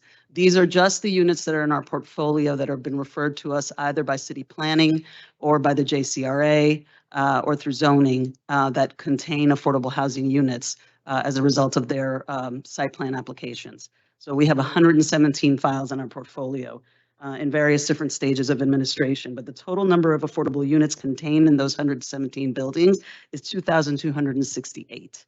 Not all of them are live, not all of them are even constructed yet, but we begin the process at the beginning with an affordable housing agreement, explaining to them their obligations in terms of bedroom type, affordability levels, because since we moved to the UHAC regulatory framework, they are now required to give us not just a unit mix, but an income mix. So that is very heavy administrative work at the front end. Even though the unit is not built, we are still heavily engaged in the project. The total number of developments in operation are 22. So that means those are occupied or in the process of the tail ends of their marketing. They have vacant units, and we are helping the property managers make sure that they are complying with income eligible households. The total number of units in operation in those 22 buildings is actually 752. We expect, and this is just a projection, we're not really sure that this is a concrete number, but just based on what we've seen, by the end of this year, 392 more should come online. We've got some pretty big buildings coming up with a lot of units, and that should really exponentially increase the number of units that are actually being occupied and marketed. As you can see, there was a 33% increase in the number of affordable housing and deed restrictions being drafted from 2021. So we basically, what that means is that we figured out a workflow and a business process to work with the law department to really crank out these agreements so that they are signed and notarized and registered at the county even before they break ground sometimes or before they are going for their CO. And just as a reminder, if a building has an affordable housing obligation and it's in our portfolio, they cannot get a TCO or a CO if they do not have this document in place. So getting that system in place so that we don't lose track of anything and nothing falls through the cracks is something that we're really proud of our accomplishment in getting that workflow and that business process down pat. We have run a total of 3 lotteries this year, and that 8 have been conducted since inception. I know it seems like a small amount, but these units take a very long time to build. Sometimes we know about the units and we create a file and we start working with their attorneys and their owners to work on the agreement. And then they just go radio silent for like 3 to 6 months because they're doing something else. Their capital stack is a mess, or they have to get funding, or they change ownership, or they change, architects. And so then, we sort of kind of wait them out. So it's actually a very slow process, even though it's intense from an administrative perspective. Our goals for 2023, we are continuing to create a comprehensive list of all existing and newly approved affordable housing units in the city. And what we mean by that is not just the units that we monitor. We try to make sure that we work collaboratively with community development so that we know when their units are coming online and being marketed. We get a lot of constituent calls, and we want to, as Anicia said, follow that customer service line of thinking where we don't want them to have to call 900 different places. We have an email already set up for constituent that goes out automatically with information for Jersey City Housing Authority, information about any new units that are affordable that are being marketed. Again, even if they are not ours, we try to include and corral all of that information so that the constituents can receive it. And any other resources they may need, information about for homelessness, nonprofits that provide rental assistance, or any other help that a constituent seeking affordable housing might need, because it's not just about the units. They very often also need rental assistance or Section 8. They're calling that Section 8 vouchers. So we make sure to know the business of our colleagues so that we can direct people correctly. We are continuing the implementation and design of the affordable housing portal with Intellectix. We're hoping to roll it out soon. We're going into a pencils down moment for design. So we've done a lot of debugging. There are certainly screenshots available. There's a testing link, and at some point we do want to reach out and maybe walk you through and do a presentation and show you what it does. It's very ambitious, and the next phase of what we'll need to do is do like a data migration, because currently it's set up only to receive brand new buildings that are starting in the portal from scratch.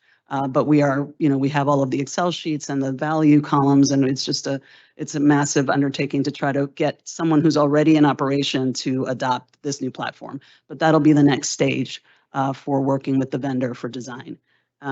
We've published the Affordable Housing Operating Manual, which was passed by resolution, thank you, and that's published with the city clerk. We appointed a municipal housing liaison in compliance with our own ordinance that requires basically an air traffic control person, and that's Jesse Palacios.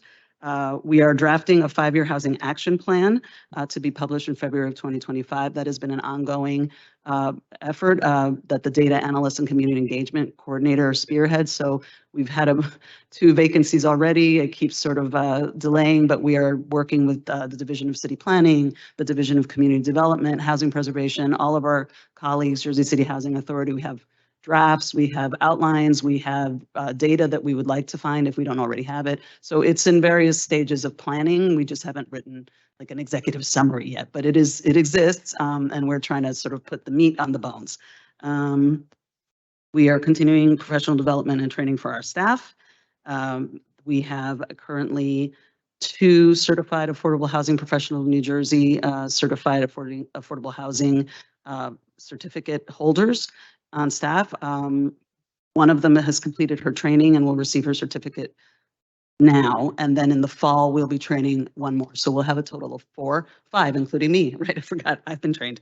And then lastly, we want to launch community trainings for the portal. Once we are able to roll out sort of a messaging and marketing plan. I think this very much has to be viewed as a product. And Anicia and I have already started talking about what does the rollout look like? What is the messaging? You know, what is the piloting phase for the community to get feedback? And we're going to come up with a full comprehensive plan and obviously share it with you for any feedback that you may have. And then, okay. And then we have other long-term goals in there, but if you have any questions, I can take them now.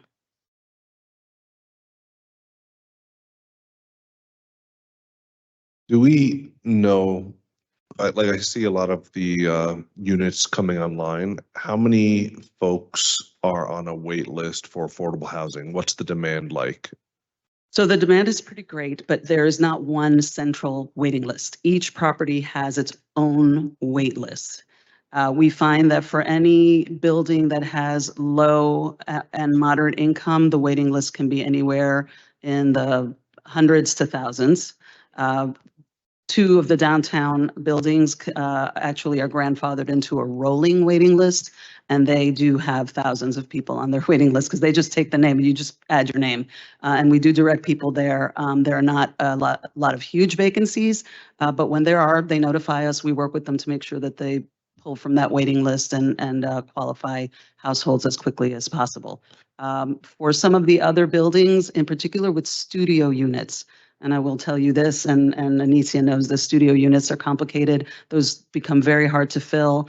They roll through their waiting list very quickly and have to often go back and remarket those 2 and 3 times before we get eligible qualifying individuals to take those units.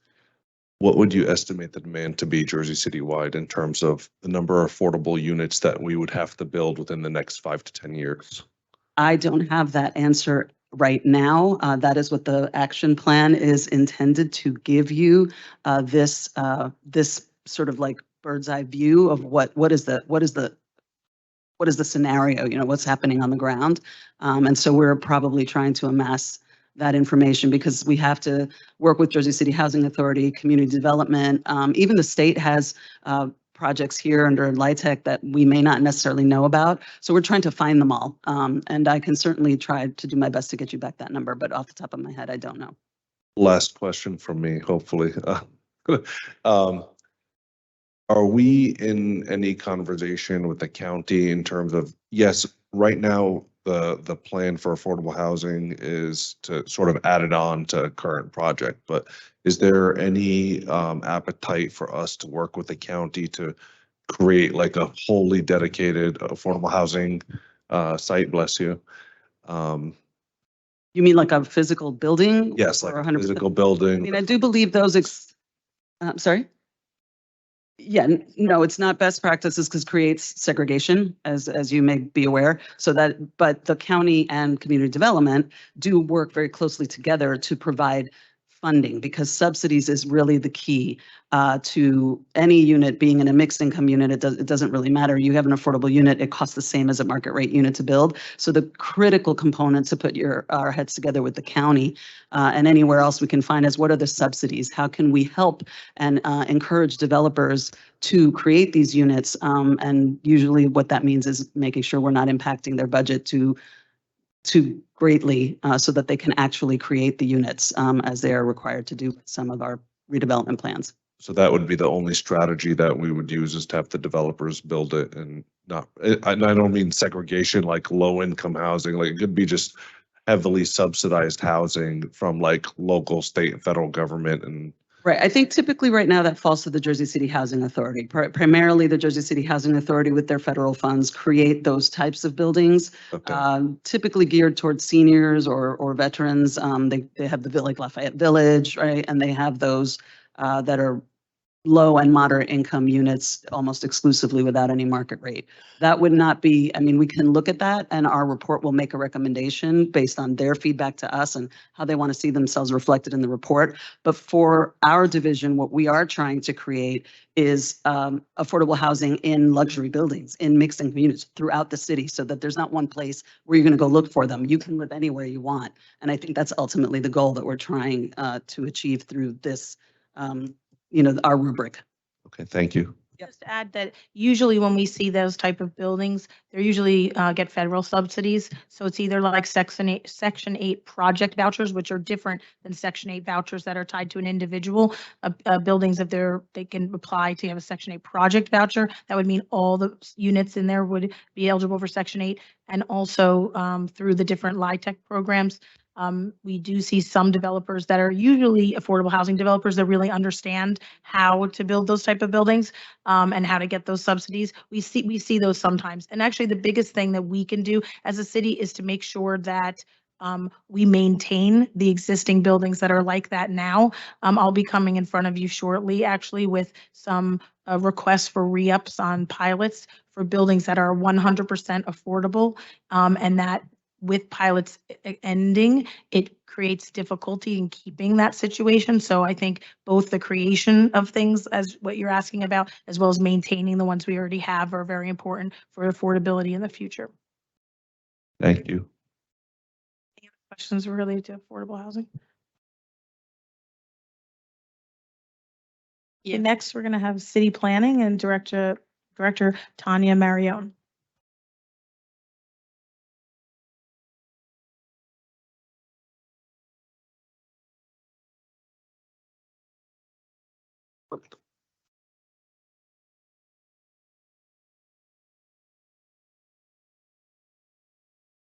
Yeah, yep. Okay, I watched this on television. I couldn't hear anybody, so can you hear me for sure? All right. On television, one of my 100 on the computer. Okay, so I'm going to go over the planning and the zoning board. In city planning, even though obviously both of these boards have two different kind of tasks that they're assigned to, as planners, we all do the planning and zoning board. You'll see every planner on each board. So each board had about 340 applications altogether. We heard about 260 of them. I'm sure you've noticed that our planning board agendas are about 9 pages long. And I can assure you that we are getting through. That's about a 75%, record that we're actually hearing them and getting them through and approved. The number of units is quite striking from last year to this year. Last year was about 8,000. This year is about 13,000. That's for the planning board. The zoning board numbers are always going to be lower. Projects are much smaller. So it's about a 30% increase in the number of units that were approved by the planning board. 155 of those units were affordable, and that's primarily because of Bayfront. HBC is always a very high volume board. They get about 1,000 applications. About half those applications are the more traditional certificate of appropriateness or certificate of no effect. Just so you know the difference, certificate of appropriateness will probably go to the HPC for a hearing, and the cones or certificate of no effects are things that are reviewed internally by our preservationists. And if you see the numbers, actually, the majority of those, only about 20 of those are certificate of appropriateness. So about 540 of them are being reviewed internally. And then we have a large amount of demolition and determinations. Ward C and Ward D continue to be the highest wards that are getting the requests for determinations and demolitions. We're in the right direction in the sense that we're seeing more determinations than demolitions. That's what we want. We want more people doing that work on the front end than on the back end, which is sometimes where we wind up. I see that less and less. You see? And I guess I'm sorry if I'm jumping too quickly. To go through our general accomplishments, we held about 9 community meetings last year. Three of them were walking tours to talk about our first phase rezoning from the master plan. Another three were walking tours to talk about phase two, which should be before the council in probably the next month. It'll be at the planning board next week on Tuesday. We held 3 walking tours to talk about that, 5 community meetings, and those were all ward meetings in person. And then we had 2 virtual meetings recently. We also were able to launch our citizen planner class this year. We held 3 citizen planner classes last year. Those were fun. And so a lot of obviously what we accomplished, I think you guys are also a part of, because most of that are ordinance changes. So the rezonings, I'm sure you're well aware of the new redevelopment plans that were implemented. And we did contract with, and we had our first public meeting for our historic master plan element. We had our first public meeting last week on Wednesday. I thought it went pretty well. We'll have another community meeting coming up for the historic master plan, but up on the hill by the hub. And hopefully they'll be done by the end of the year. And with the result of that, we'll be able to fix our historic zoning, which is long kind of overdue. So our goals for next year, really obviously to close out the historic master plan, to redo a lot of the zoning in the historic zoning. We are, like I said, we're jumping into phase 2, which is a lot of R1. And hopefully we'll get to phase 3 by at least maybe the end of this year. Phase 3 will focus on the things that we kind of really didn't pick up, the smaller things, which might be more focused on highway commercial or Tonley Avenue or things like that, because we really did kind of already hit the big ones. And hopefully we'll be able to finish our 3D model. If you've gone on to our website and you've used our interactive map tool, it is really great, so helpful. And hopefully from that, with the money that we got to start to build with Arc Urban, we can continue to build that 3D map, and then you can start seeing some real analysis happening with our GIS tools. From a staffing perspective, city planning is fully staffed. We did actually have some turnover during the year. There were 2 vacancies at one point, but we recently filled those positions. So in your org chart, you'll see that it's completely staffed. 2 of those are new planners that starting, did Matt start today? I thought today. So you'll see some new names and some new faces in the meetings coming up. There's a new person named Matt De Silva, as well as someone, Zhengru Huang. And so those are our 2 new planners that came on to replace some people that had left. But overall, we were able to reduce the budget a little bit in city planning, and we have no ask for anything new, and we are fully staffed. Okay, thank you. Any questions? Thank you. Also, the next 3 pages of the slides are the land use boards. They have their own budgets. I mean, I don't know if you have any questions for those. They're pretty straightforward. They really just cover attorneys, stenographers or the next page, page 18. So that just covers the boards, planning board, zoning board of adjustment, and historic preservation. Okay, so we'll go to commerce. There's no questions. Thank you, Tanya. Director Woodson.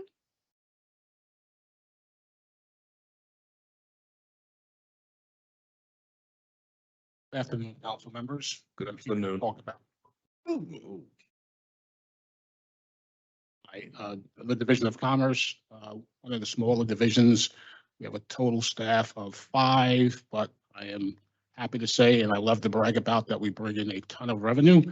2022 revenue was $10.5 million, which is the what we brought in back in 2019, pre-COVID. We're back up to those numbers, which basically is a reflection of how the city has reopened. There are more cars coming to the city and parking. We see a growth in the number of liquor licenses being transferred for new businesses that are opening, in addition to additional sidewalk cafes that are happening. So we're very excited about that. One of the other highlights that we have would be the cannabis application process and the revenue that it's bringing in. It's so far we've only collected application fees, but that totaled $80,000 Once we start collecting the licensing fees, if we just open 20 of those businesses, it will be approximately $200,000.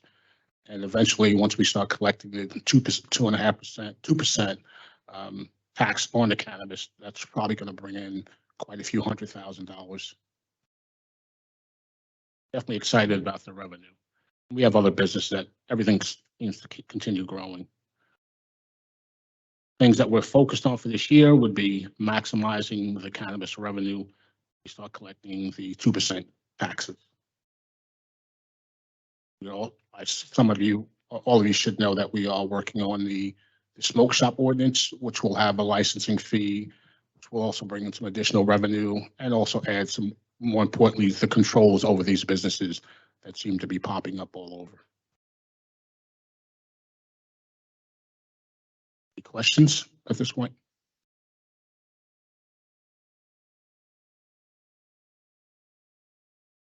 You ask questions? Okay. So you guys are in charge of, like, let's say new business wants to come to Jersey City and set up shop here. Is this, they would go to the Division of Commerce, or is it just those specific businesses you delineated on this sheet? It's just a specific number of businesses, yes. Okay. I'm like, are all these guys paying the payroll tax? Like, are we, do we have any, I know audit came before us earlier today, like, is there communication between your office and audit, and like, do you send them a list of like new businesses that came?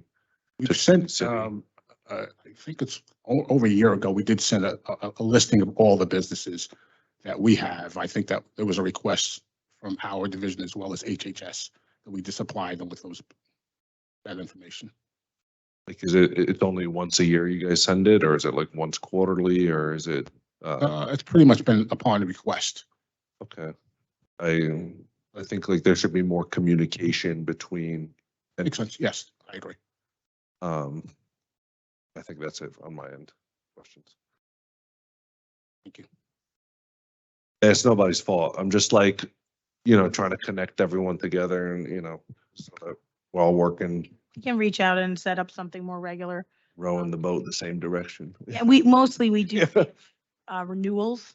So, we certainly can come up with some way to inform them on a more regular basis. That's not a problem. Maybe there's nothing there, maybe there is, just like, it's worth a shot. It's not comprehensive of all the businesses in the city. That's been part of the challenge whenever people ask us questions like that. There's no requirement in the city to have every business type register with the city. It's only certain license types, but certainly that could help for at least those. With the new Tyler system, would I be able to see the new businesses opening up? Like, it would be like commercial? Probably do a like, report. Yeah. Filter it?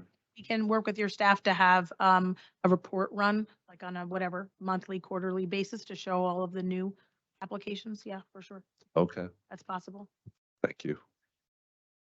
So I want to call construction code up, but there is one slide in community development. They get a very small amount of city because they're funded by HUD, but they do get $1,500, maybe it's $1,600 this year, the request for mileage. We can set up a separate meeting to go over the work of community development. I know Carmen used to do that when she was director. Deja's out on maternity leave. When she's back, we can do something with the council where we focus on their scope of work and all the things that they're working on. But from a budget hearing standpoint, there's very little to discuss related to community development. All right, so now our director, Ray Meyer, is out on medical leave. Our acting director, Joe Severini, is here to talk about construction code. Thank you. Good afternoon. Good afternoon. So building department, construction code, where we issue construction permits, certificates, we do inspections, complaints from C-Click Fix. We have ongoing elevator inspections, backflow preventers, and now the new facade and structural ordinance that we're implementing also. So as you could see that over the past couple of years, we might have been losing some permits, but that doesn't mean that the inspections are going down. We have a lot of new high-rise construction, which amounts for most of the units in this city. As Tanya has said, there's like 13,000 that have been approved that'll come through our office that need to be reviewed and inspected. Since we are a equipment and personnel office, more or less. Yeah, having the equipment and the personnel to do this would benefit the city entirely. As far as our accomplishments from 2022, the biggest thing, and we've been doing for years now, is digital improvements. We've created a web page for the city for the public to use, which the staff's put a lot of time in. And it has been very helpful for our constituents to get questions and answers without going through making phone calls or emails. So that's been very beneficial. And what we've been doing over the past couple of years is trying to go paperless, which we're getting there. We have to scan everything in. It was all part of SDL, so all the paper is there. We don't have to keep track of paperwork anymore. We can scan it, get rid of it, and just give out a permit with a yellow card without all the accompanying paperwork. The plans get uploaded through the SDL portal, which can, as we move on to Tyler, we'll be able to review them. We don't have to hold on to plans anymore. So that's a transition that we're looking forward to getting done also. Our staff has been cross-trained from who does permits, who does COs, who does inspections, where we pretty much can do, one person can do another person's job without, if somebody's out sick, we could just get them to help out at all times. Moving forward, we want to focus on elevator inspections, the backflows, programs, and the staff. We need, like I said, personnel to get this done. Elevator bills, we've caught up to them. They're pretty much maybe 6 months behind, but we still need to get the inspections done on them when they make their yearly payment. And our fees and violations with the programs that we have we're able to run reports to keep the inspectors and code compliance up to date.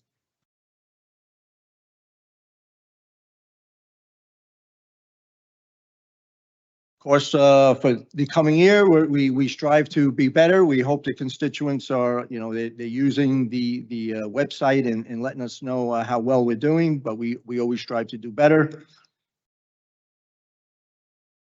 And we hope to purge everything and be paperless, maybe through, with Tyler, it's going to take a little bit more learning to get through, but it'll happen.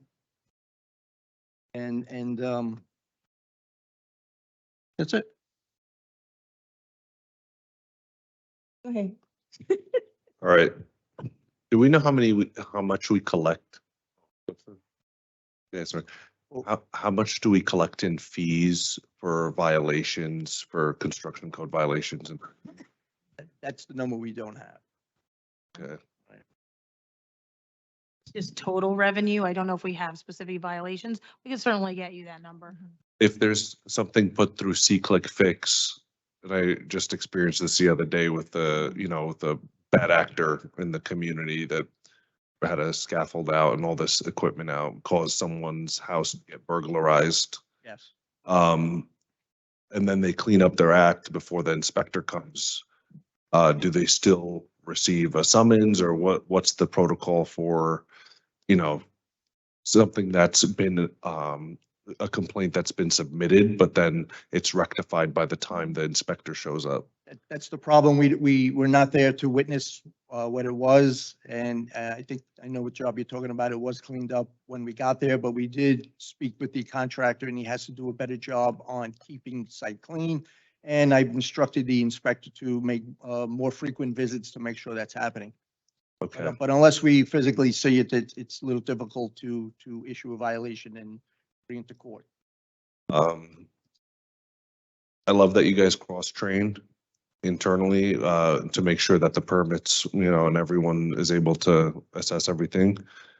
We have a big problem in the city when it comes to the tax assessor's office. They have one person and assessing properties.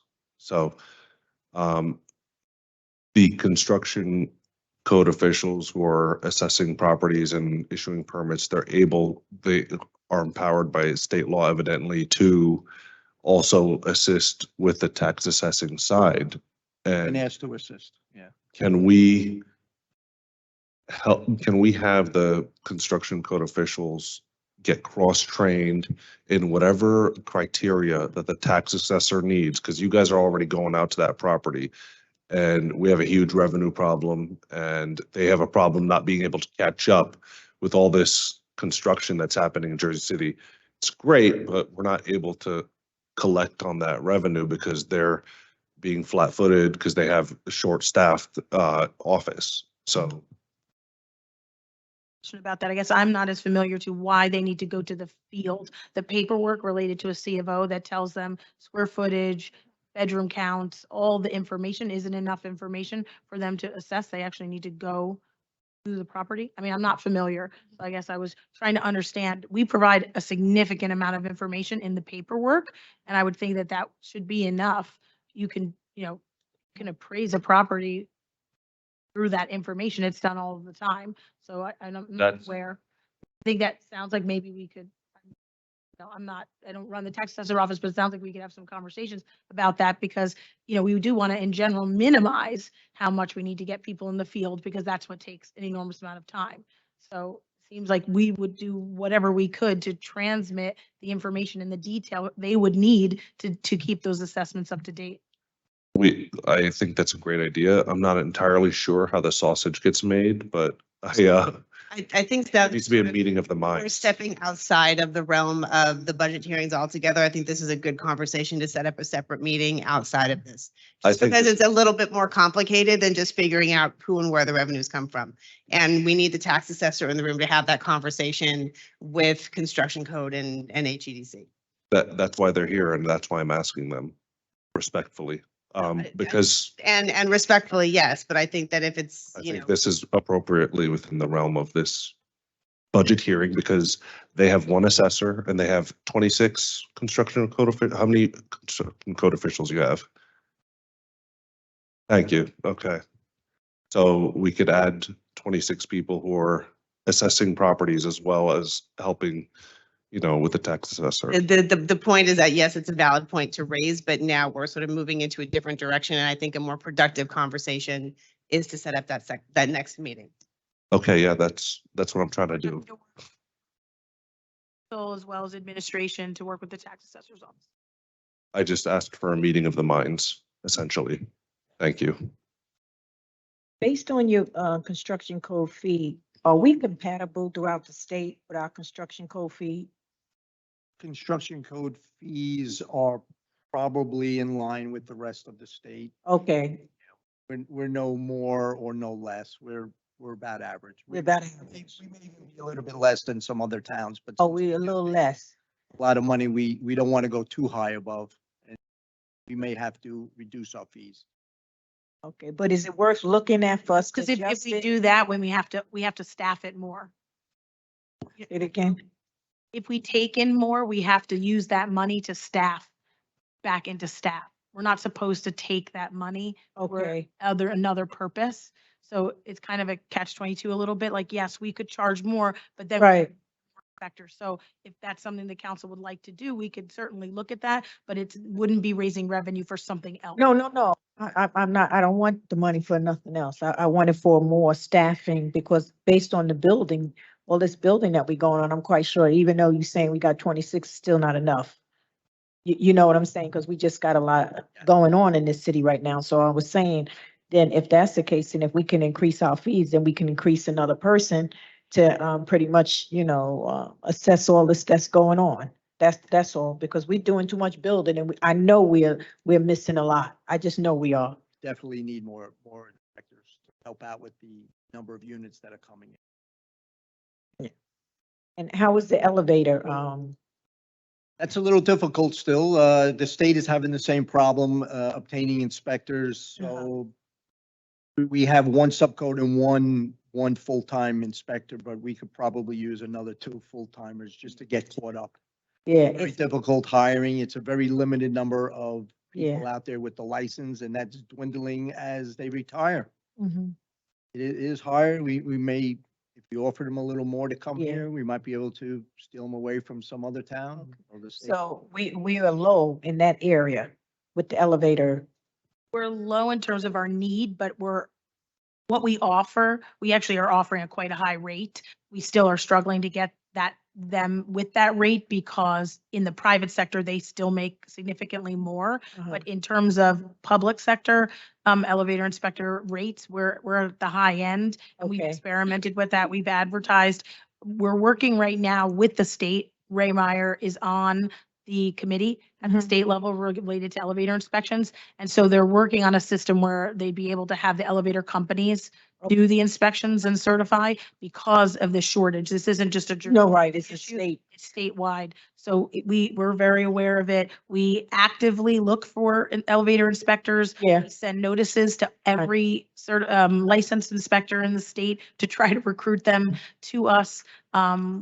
Ray takes a lot of active steps to Right. try to bring people. It's a challenge. So we think that if the state can allow those third-party inspections, that would be the best for us. Okay. Because we've been unable to attract them. We have 2 openings, as you can see on our chart. Yeah, yeah. We've never turned anyone away that was qualified. Correct. We just have trouble finding them. And the only other vacancy we even have in construction code right now is a clerical, and that was due to a recent retirement. And we're interviewing to replace that person now. I guess it's best that we start looking for third party when it comes to the, it seemed like that's the way we have to go because it's been an ongoing issue for the longest. So I guess maybe the state will permit it because it's not just us. Thank you.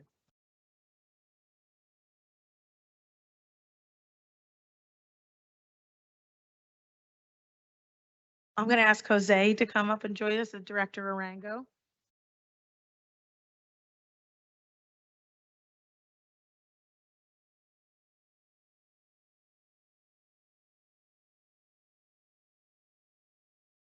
Thank you, Director. Thank you, council members. It's a pleasure to be here. When we talk about a small division, we are the smallest in the state.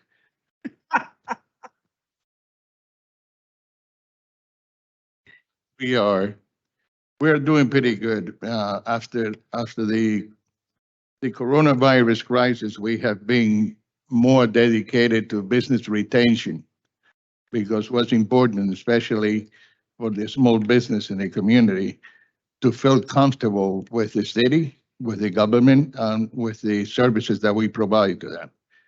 So we deal a lot with people from different nationalities that are not familiar with the rules and regulations that we have in the state and the city. And we facilitate to them how to navigate in the business world. We have a lot of support from independent authorities, Economic Development Corporation with UEC. We promote people, small business to be involved with the UEC program. We have worked with different higher education institutions like New Jersey City University, Hudson County Community College, and St. Peter's University to give us some support with the business students that they have. That way they can help the main streets. Like a lot of people indirectly are related to the business community in Jersey City, and they help us how to provide information, how to apply for different COs, permits, etc. And it's busy. You know, we have a tremendous world of minority business that they need a lot of help because the downtown community, they don't need that help. They also have been working with the state legislators to see how we can change the UEC map, because the UEC map is allocated for the needs that we had 20 years ago that are different than the needs that we have today.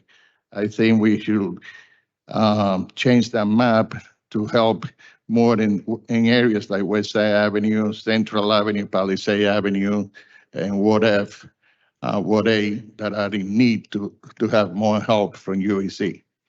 Also, the Sister City program is working extremely well. I have been talking to the different hotels in the city, and I'm surprised that 10 to 15% of the population that visit our city are from our sister cities. So it's creating an economic development, and we have the best sister city program in the state. As you can see, what happened in Newark recently, those people were coming to Jersey City, and we told them not to come. They're not welcome here. So, you know, we have a tremendous program right now We did a tremendous sister city with Israel, with Beth Shemesh, and they working with the new program, the new project that we have in Liberty State Park with Liberty Science Center. And also we have other places. And we are talking to Councilman Saleh to have a sister city with the Palestine government. And I think that's going to be a priority. We need that. We need to bring people together. That's what this Jersey City is all about. And that's basically what we're doing here. So if you have any questions. First, thank you for that. Really appreciate that. And we are about inclusivity and representation and would really appreciate to have a Palestinian sister city.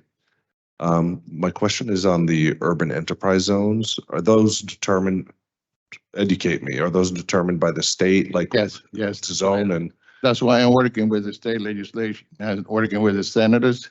I'm working with Senator Singer, Senator Stack.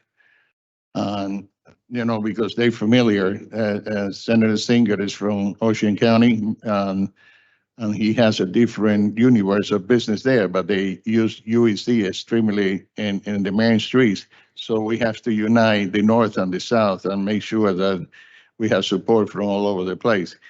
And also we're working on the liquor license, situation that we have because it's a lot of business, but that has to be done through the state legislation.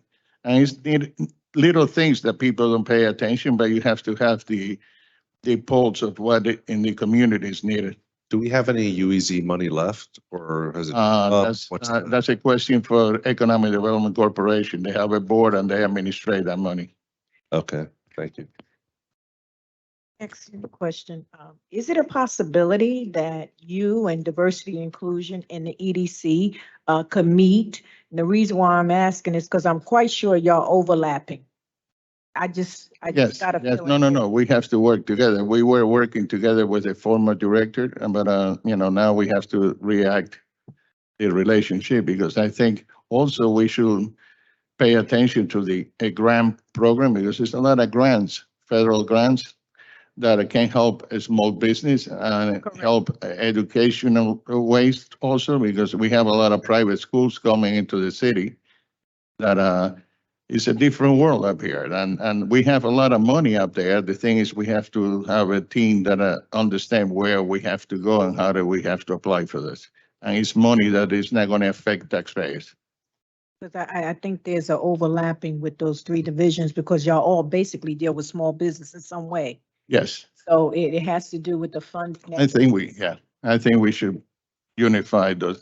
Economic Development Corporation used to be 8 years ago next to my division. We used to work together on a constant basis. Since they moved to the Apple Tree House, that's where the separation. When we were in 30 Montgomery, we were working together all the time. Those divisions have to work together because it's small business and I could see I the think- overlapping that's taking. The same way that especially with the UEZ dollars. And we listen, I bothered with planning, I bothered with the building department, commerce. We touch all the divisions, including public works, including health and human services. I work a lot right now with the citizenship program that Health and Human Services has because a lot of the small business in the city are not even residents of the United States in many cases. And they're doing a good job, but they can't apply for anything because they don't have a status in the United States. And we have to help those people. I don't have a BA here, but I just think that's a conversation that the BA need to kind of foster together because I know we overlapping and really, even though we're different entities, but we really want. And that's just the truth. That's the And way that the city has really changed. want. The city has changed in the last 5 years immensely. It's like a different city. And that's where the city is faster than the government on how we have to function. But so the same way that we're changing the infrastructure with the Tyler program, we can change the infrastructure with what you're talking about. I think it's very positive. Yeah, it have to, because it's a small business that really suffers, and I just think we have to get to that place, because I know we missing UEZ dollars that we should probably receive. And just like you're saying, you're trying to get the state to change you know, their order, their legislation concerning it. But if you have, different manpower, different divisions coming together with one voice sometime, that can help, you know, speed the process up, because then you're working together to get this done. You know, We have a great cooperation from Department of Community Affairs and the Lieutenant Governor because she's familiar with Yeah, she what we is. did here. yeah, she is. I know she is. So I just, somebody could really reach out to the BA, because that needs to happen like sooner than later, because our small businesses are still having challenges. And I think if everybody can work together, we can find revenue for them.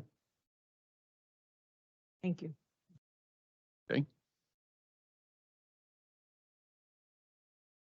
Thank you. Thank you, Director. Thank you, council members. Pleasure. I'd like to ask Director Richardson to come join us. We'll be doing the Division of Housing Preservation.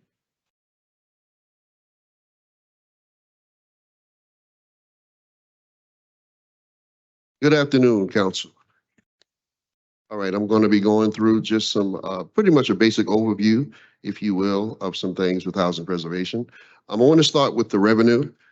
As you see, the revenue, well, let's start first of all with my staff. I have a staff of 15. I actually just lost somebody recently, and so we are looking to replace that person and use that revenue from the salary that was lost to actually do a promotion, while also bringing in somebody, which I thought would be a great morale booster for the team, especially with the raises and things being frozen. So as you can see, the revenue, last 2022, we brought in $954,013. Underneath there is just a basic summary of where this revenue is generated from. So you have the landlord registrations, 5+ units, vacancy capital improvement applications, capital improvement applications, hotel registrations, vacant property registrations, foreclosure registrations, as well as short-term rental permit applications. Also with there is just some basic overview of just the number of registrations that the office, which is divided between landlord and tenant, as well as housing preservation. So just some of the registrations that my staff takes care of. So again, you see the landlord registrations, 5+ units. And though we don't generate at this time any revenue from the 1 to 4 units, the 1 to 4 units, we are receiving registrations from them. You see some tenant petitions that are filed, as well as some other things, some of course, hotel applications, vacant lot registrations, and other things in that same vein. Want to talk about some accomplishments briefly here. And as you see the summary of accomplishments, just once again, it goes into the number of registrations. So you can see 5+ unit registrations from 2021 to 1,500 registrations to 2022 to 1,806 registrations. The good news with that is that one of the issues that we had faced during COVID was that we could not issue summons. So that some of the registrations were not done. That's been lifted. So we're looking to boost the registrations because we have the ability to now issue summons for delinquent people who have not registered their properties. We have the landlord registration capital improvement applications, which slightly went down, but it stayed within the same parameters from 288 to 265. Landlord building capital improvements, which went from 4 to 5. Hotel inspections and short-term rental applications, as well as vacant property inspections. And so once again, as you can see, the numbers pretty much stayed relatively stable. And we'll talk about the goals as relates to the numbers for the upcoming year. And so let's talk about some goals, if we will. And incentives. And so under our goals and incentives for the upcoming year, we're looking, number one, for robust enforcement, and that includes illegal short-term rental, advertisement, and operations. Issuing summonses and warnings for failure to register vacant properties, issuing warnings for failure to register rental properties. One of the good things that I think is going to help generate even more revenue for the city, even though not necessarily for our department, is that with these short-term rentals, when the summons have been going, we've noticed a discrepancy in what could be taken versus the settlements that have been reached. So what we're doing now is we have a monthly meeting with Jake, Director Jake, and so we're just trying to make sure that we're finding a comprehensive way to generate more revenue without being the bully, right? So you have some issues where a summons and issues, and you're looking at to be able to receive $1,000 a day per fines. Go before the court, and then they may only pay like $700. So the thing that we talked with him about is that while we want to be as fair as possible, we don't want to make it to where people are not even looking to be in line because the fee is so low based on the fine. So again, we're meeting monthly now to work together to shorten that gap. Another thing we're looking at is to streamline all registrations. So this is successfully transitioning all registrations, which includes rent to online with staff assisting owners as needed. Of course, we've already talked about the Tyler program, which I think is going to be a definite benefit, not just to the city, but also to our department. As I stated, we are working with the law department as it relates to the short-term rental ordinance. You know that some of the revisions have come before you as it relates to that. Another good thing that we're looking to do is that we're looking to overhaul Chapter 260, which I don't have here in terms of the number, but the mindset is here. So we have the revisions, to the possible revisions of the rent control ordinance. We've actually already started some conversations with Councilman Mira, Councilman Slay, as well as the law department to see if we can just make one major overhaul, because what we begin to see is that there was a lot of little small things that needed to be addressed, but we kind of felt like doing it all at one time because this ordinance is so old that it would benefit not just the city, but also benefit the residents to just do it at one time. So short-term rentals, we're looking to find a new vendor to identify short-term rentals. Right now, we've been using Granicus, but some of the services that they have been offering to us have not really benefited the office as well as it could. So of course, you know, in any other thing, you look for competitors. And so we actually talking to 2 other competitors to see if they can offer us better services at a better price. We're doing some vacant properties, so we're looking to continue to work with the fire task force, JCRA, to inspect and add abandoned properties to the public officers list. And then we're also looking this year to start doing some outreach educational pieces, because what we found out is that it's just a lot of people are either uninformed or misinformed, especially when you start talking about rent control properties. So we're looking to do some teaching, some educational pieces, just to make sure that people have a better understanding of what it means as with the things that they're dealing with their properties. The last thing that we're looking at is another possible revenue generator, as well as an accountability thing. We're actually looking at a possible way to have some type of fees connected to the 1 to 4 units, especially if they are not property owner or not does not live there. One of the things I've seen is that a lot of these 1 to 4 units that are not owner occupied, they actually operate like little small hotels. And so we're actually looking at some possible ways just to charge some fees there, and just some other ways to make them just a little bit more accountable when it relates to rent control properties. And I think that's it.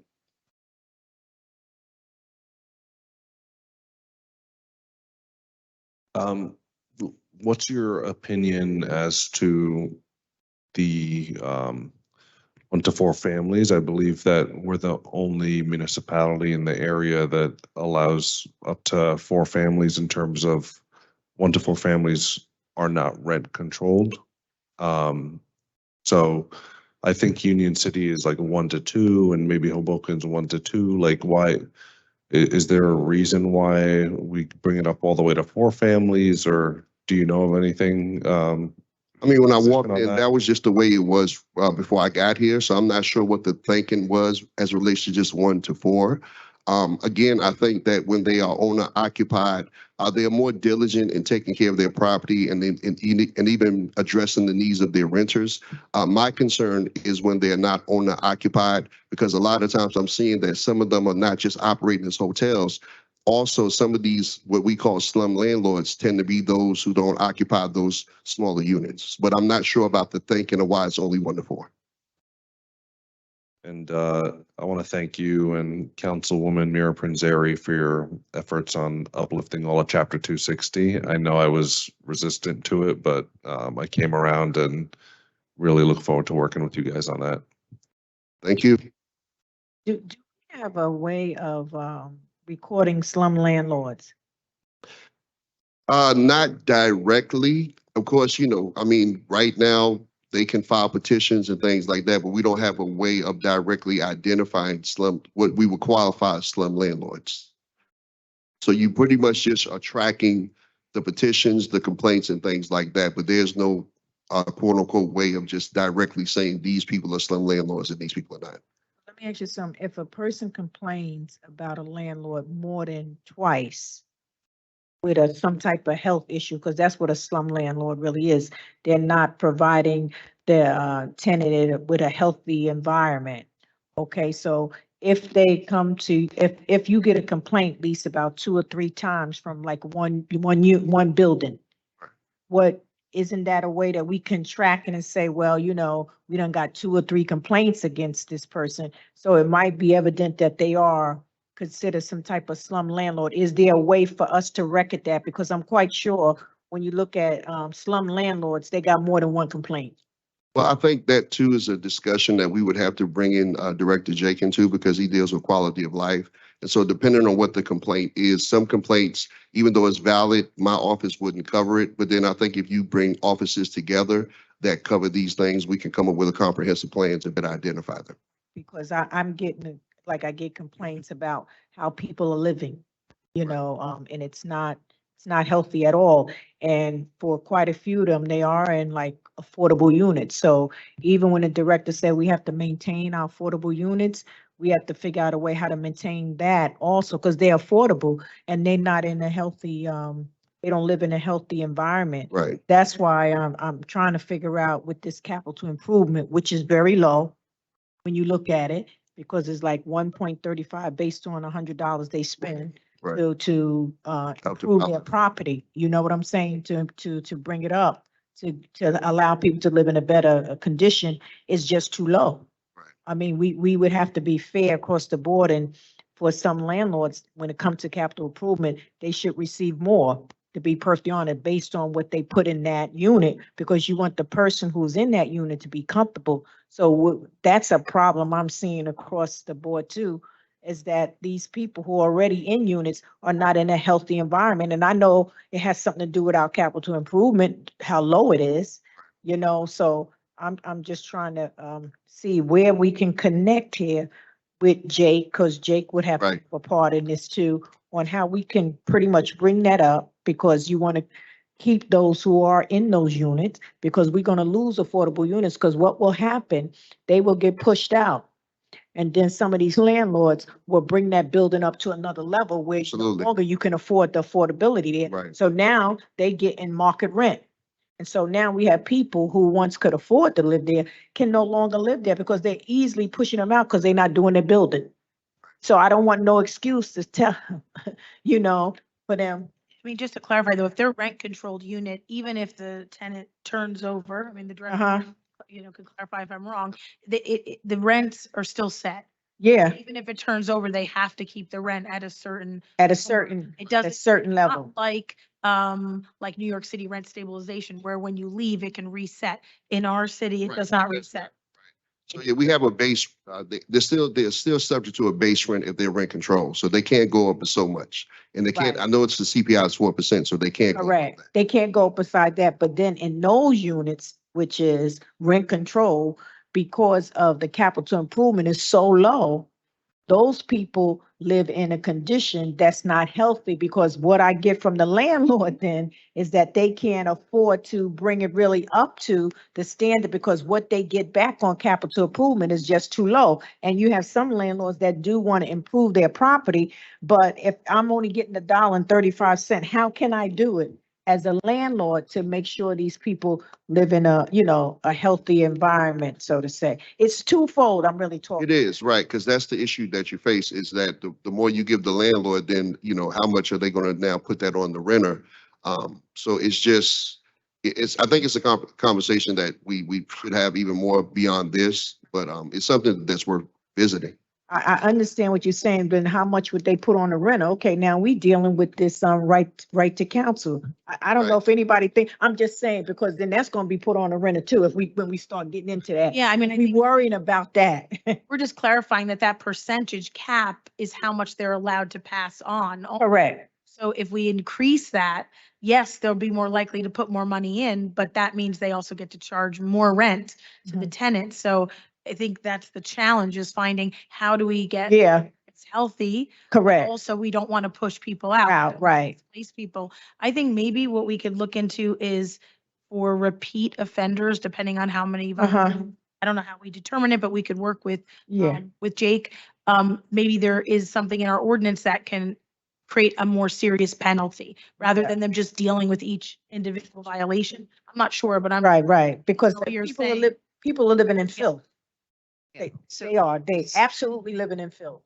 So just to kind of bring this back to the budget conversation, because again, we're veering a little bit. I guess maybe the question a different way would be in order to, after you have the interdepartmental and interagency conversations, maybe not for this budget cycle, but for next year, consider what it would look like to sort of staff that appropriately.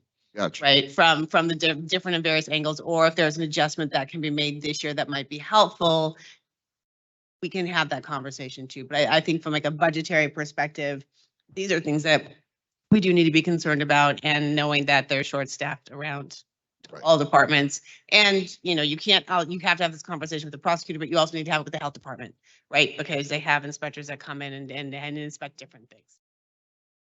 Great.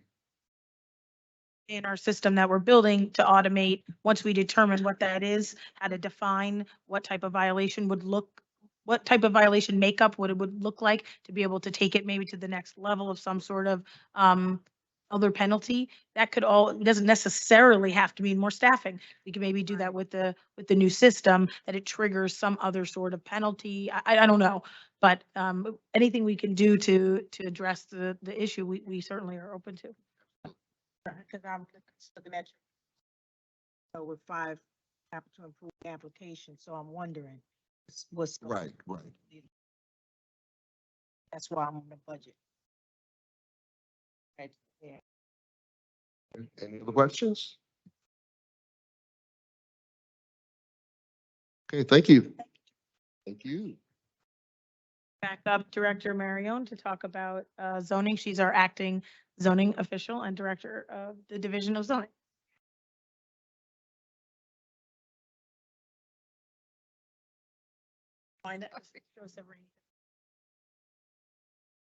Sorry, I need a little help for this one. So in total, the number you can see here for 2020, it's actually about 4,000 applications that the Division of Zoning got. About 2,000 of them are permit reviews, 900 about zoning determination letters. 91 of those were cannabis determinations.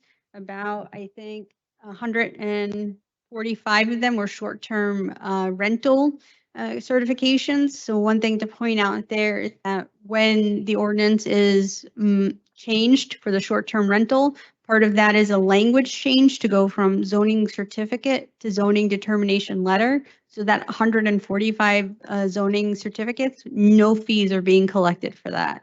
If you change it to a zoning determination letter, I can properly collect the fees for that. So that's about $100 for each zoning determination letter. So that's how much money was left on the table.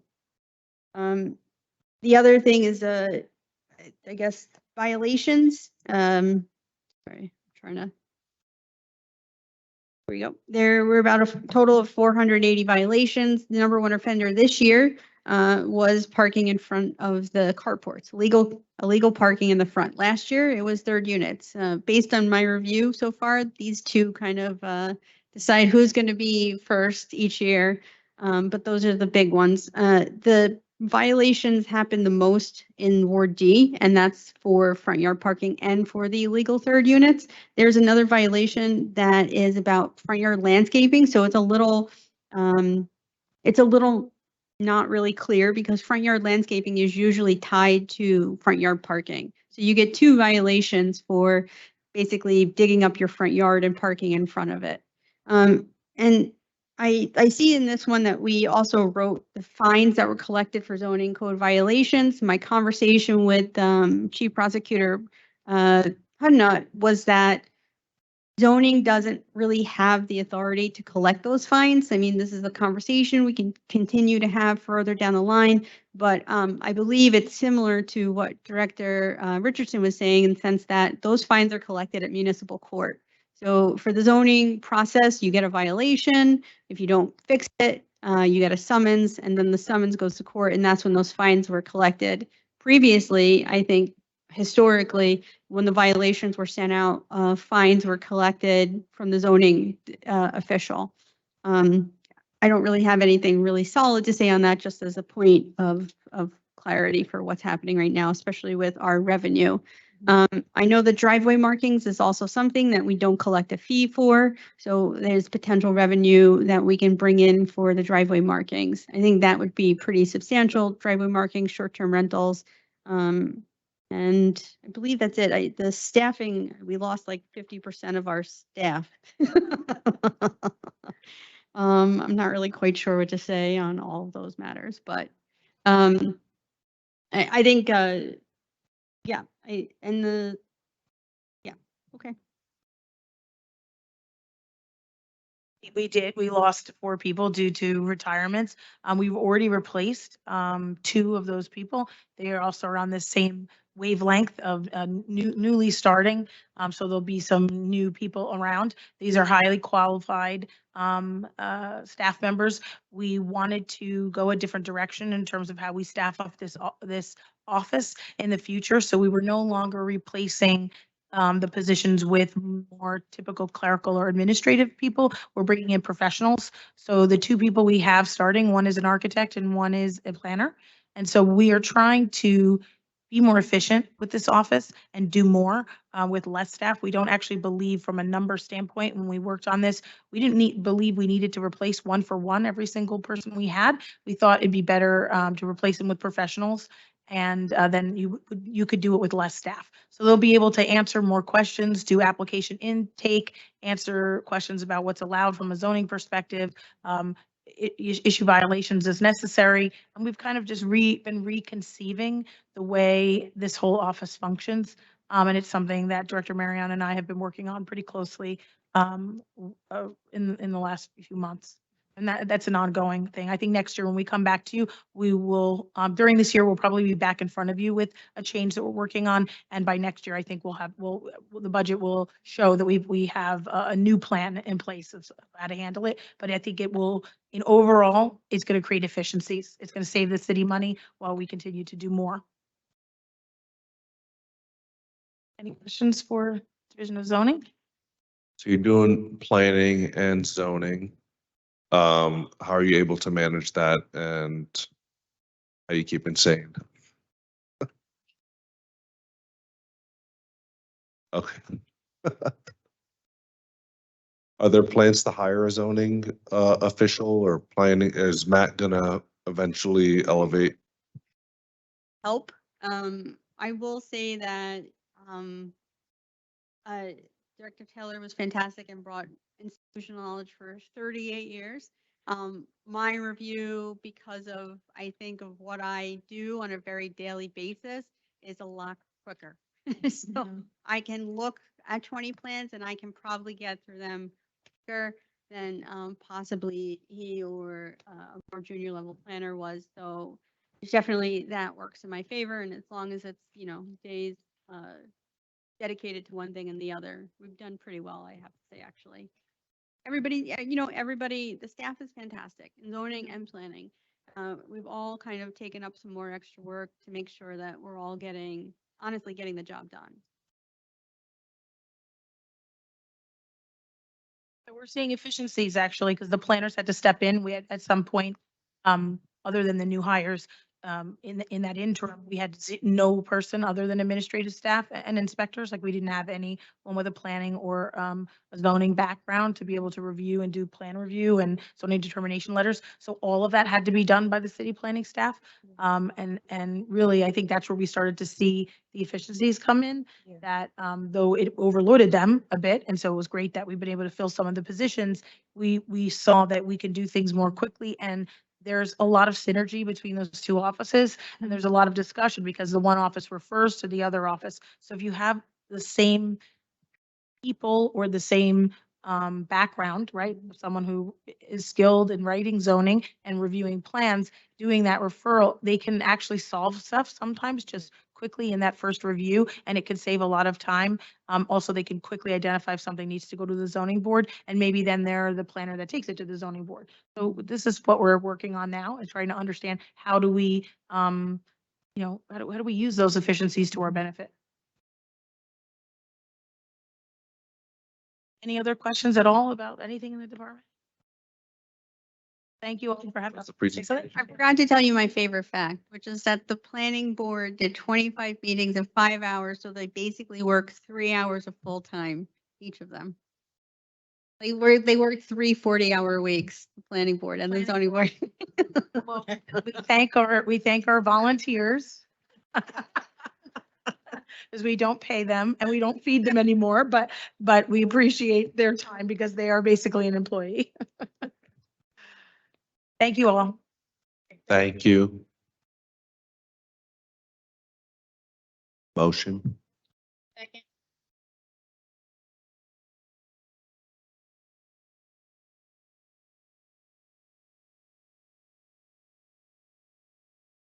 Okay, motion to adjourn at 4:10. Motion made by Councilperson Delay. Delay, seconded by Councilperson Giges. Thank you. All in favor of the motion, please say aye. Aye. Okay, we are out of here at 4:10 PM. Thank you.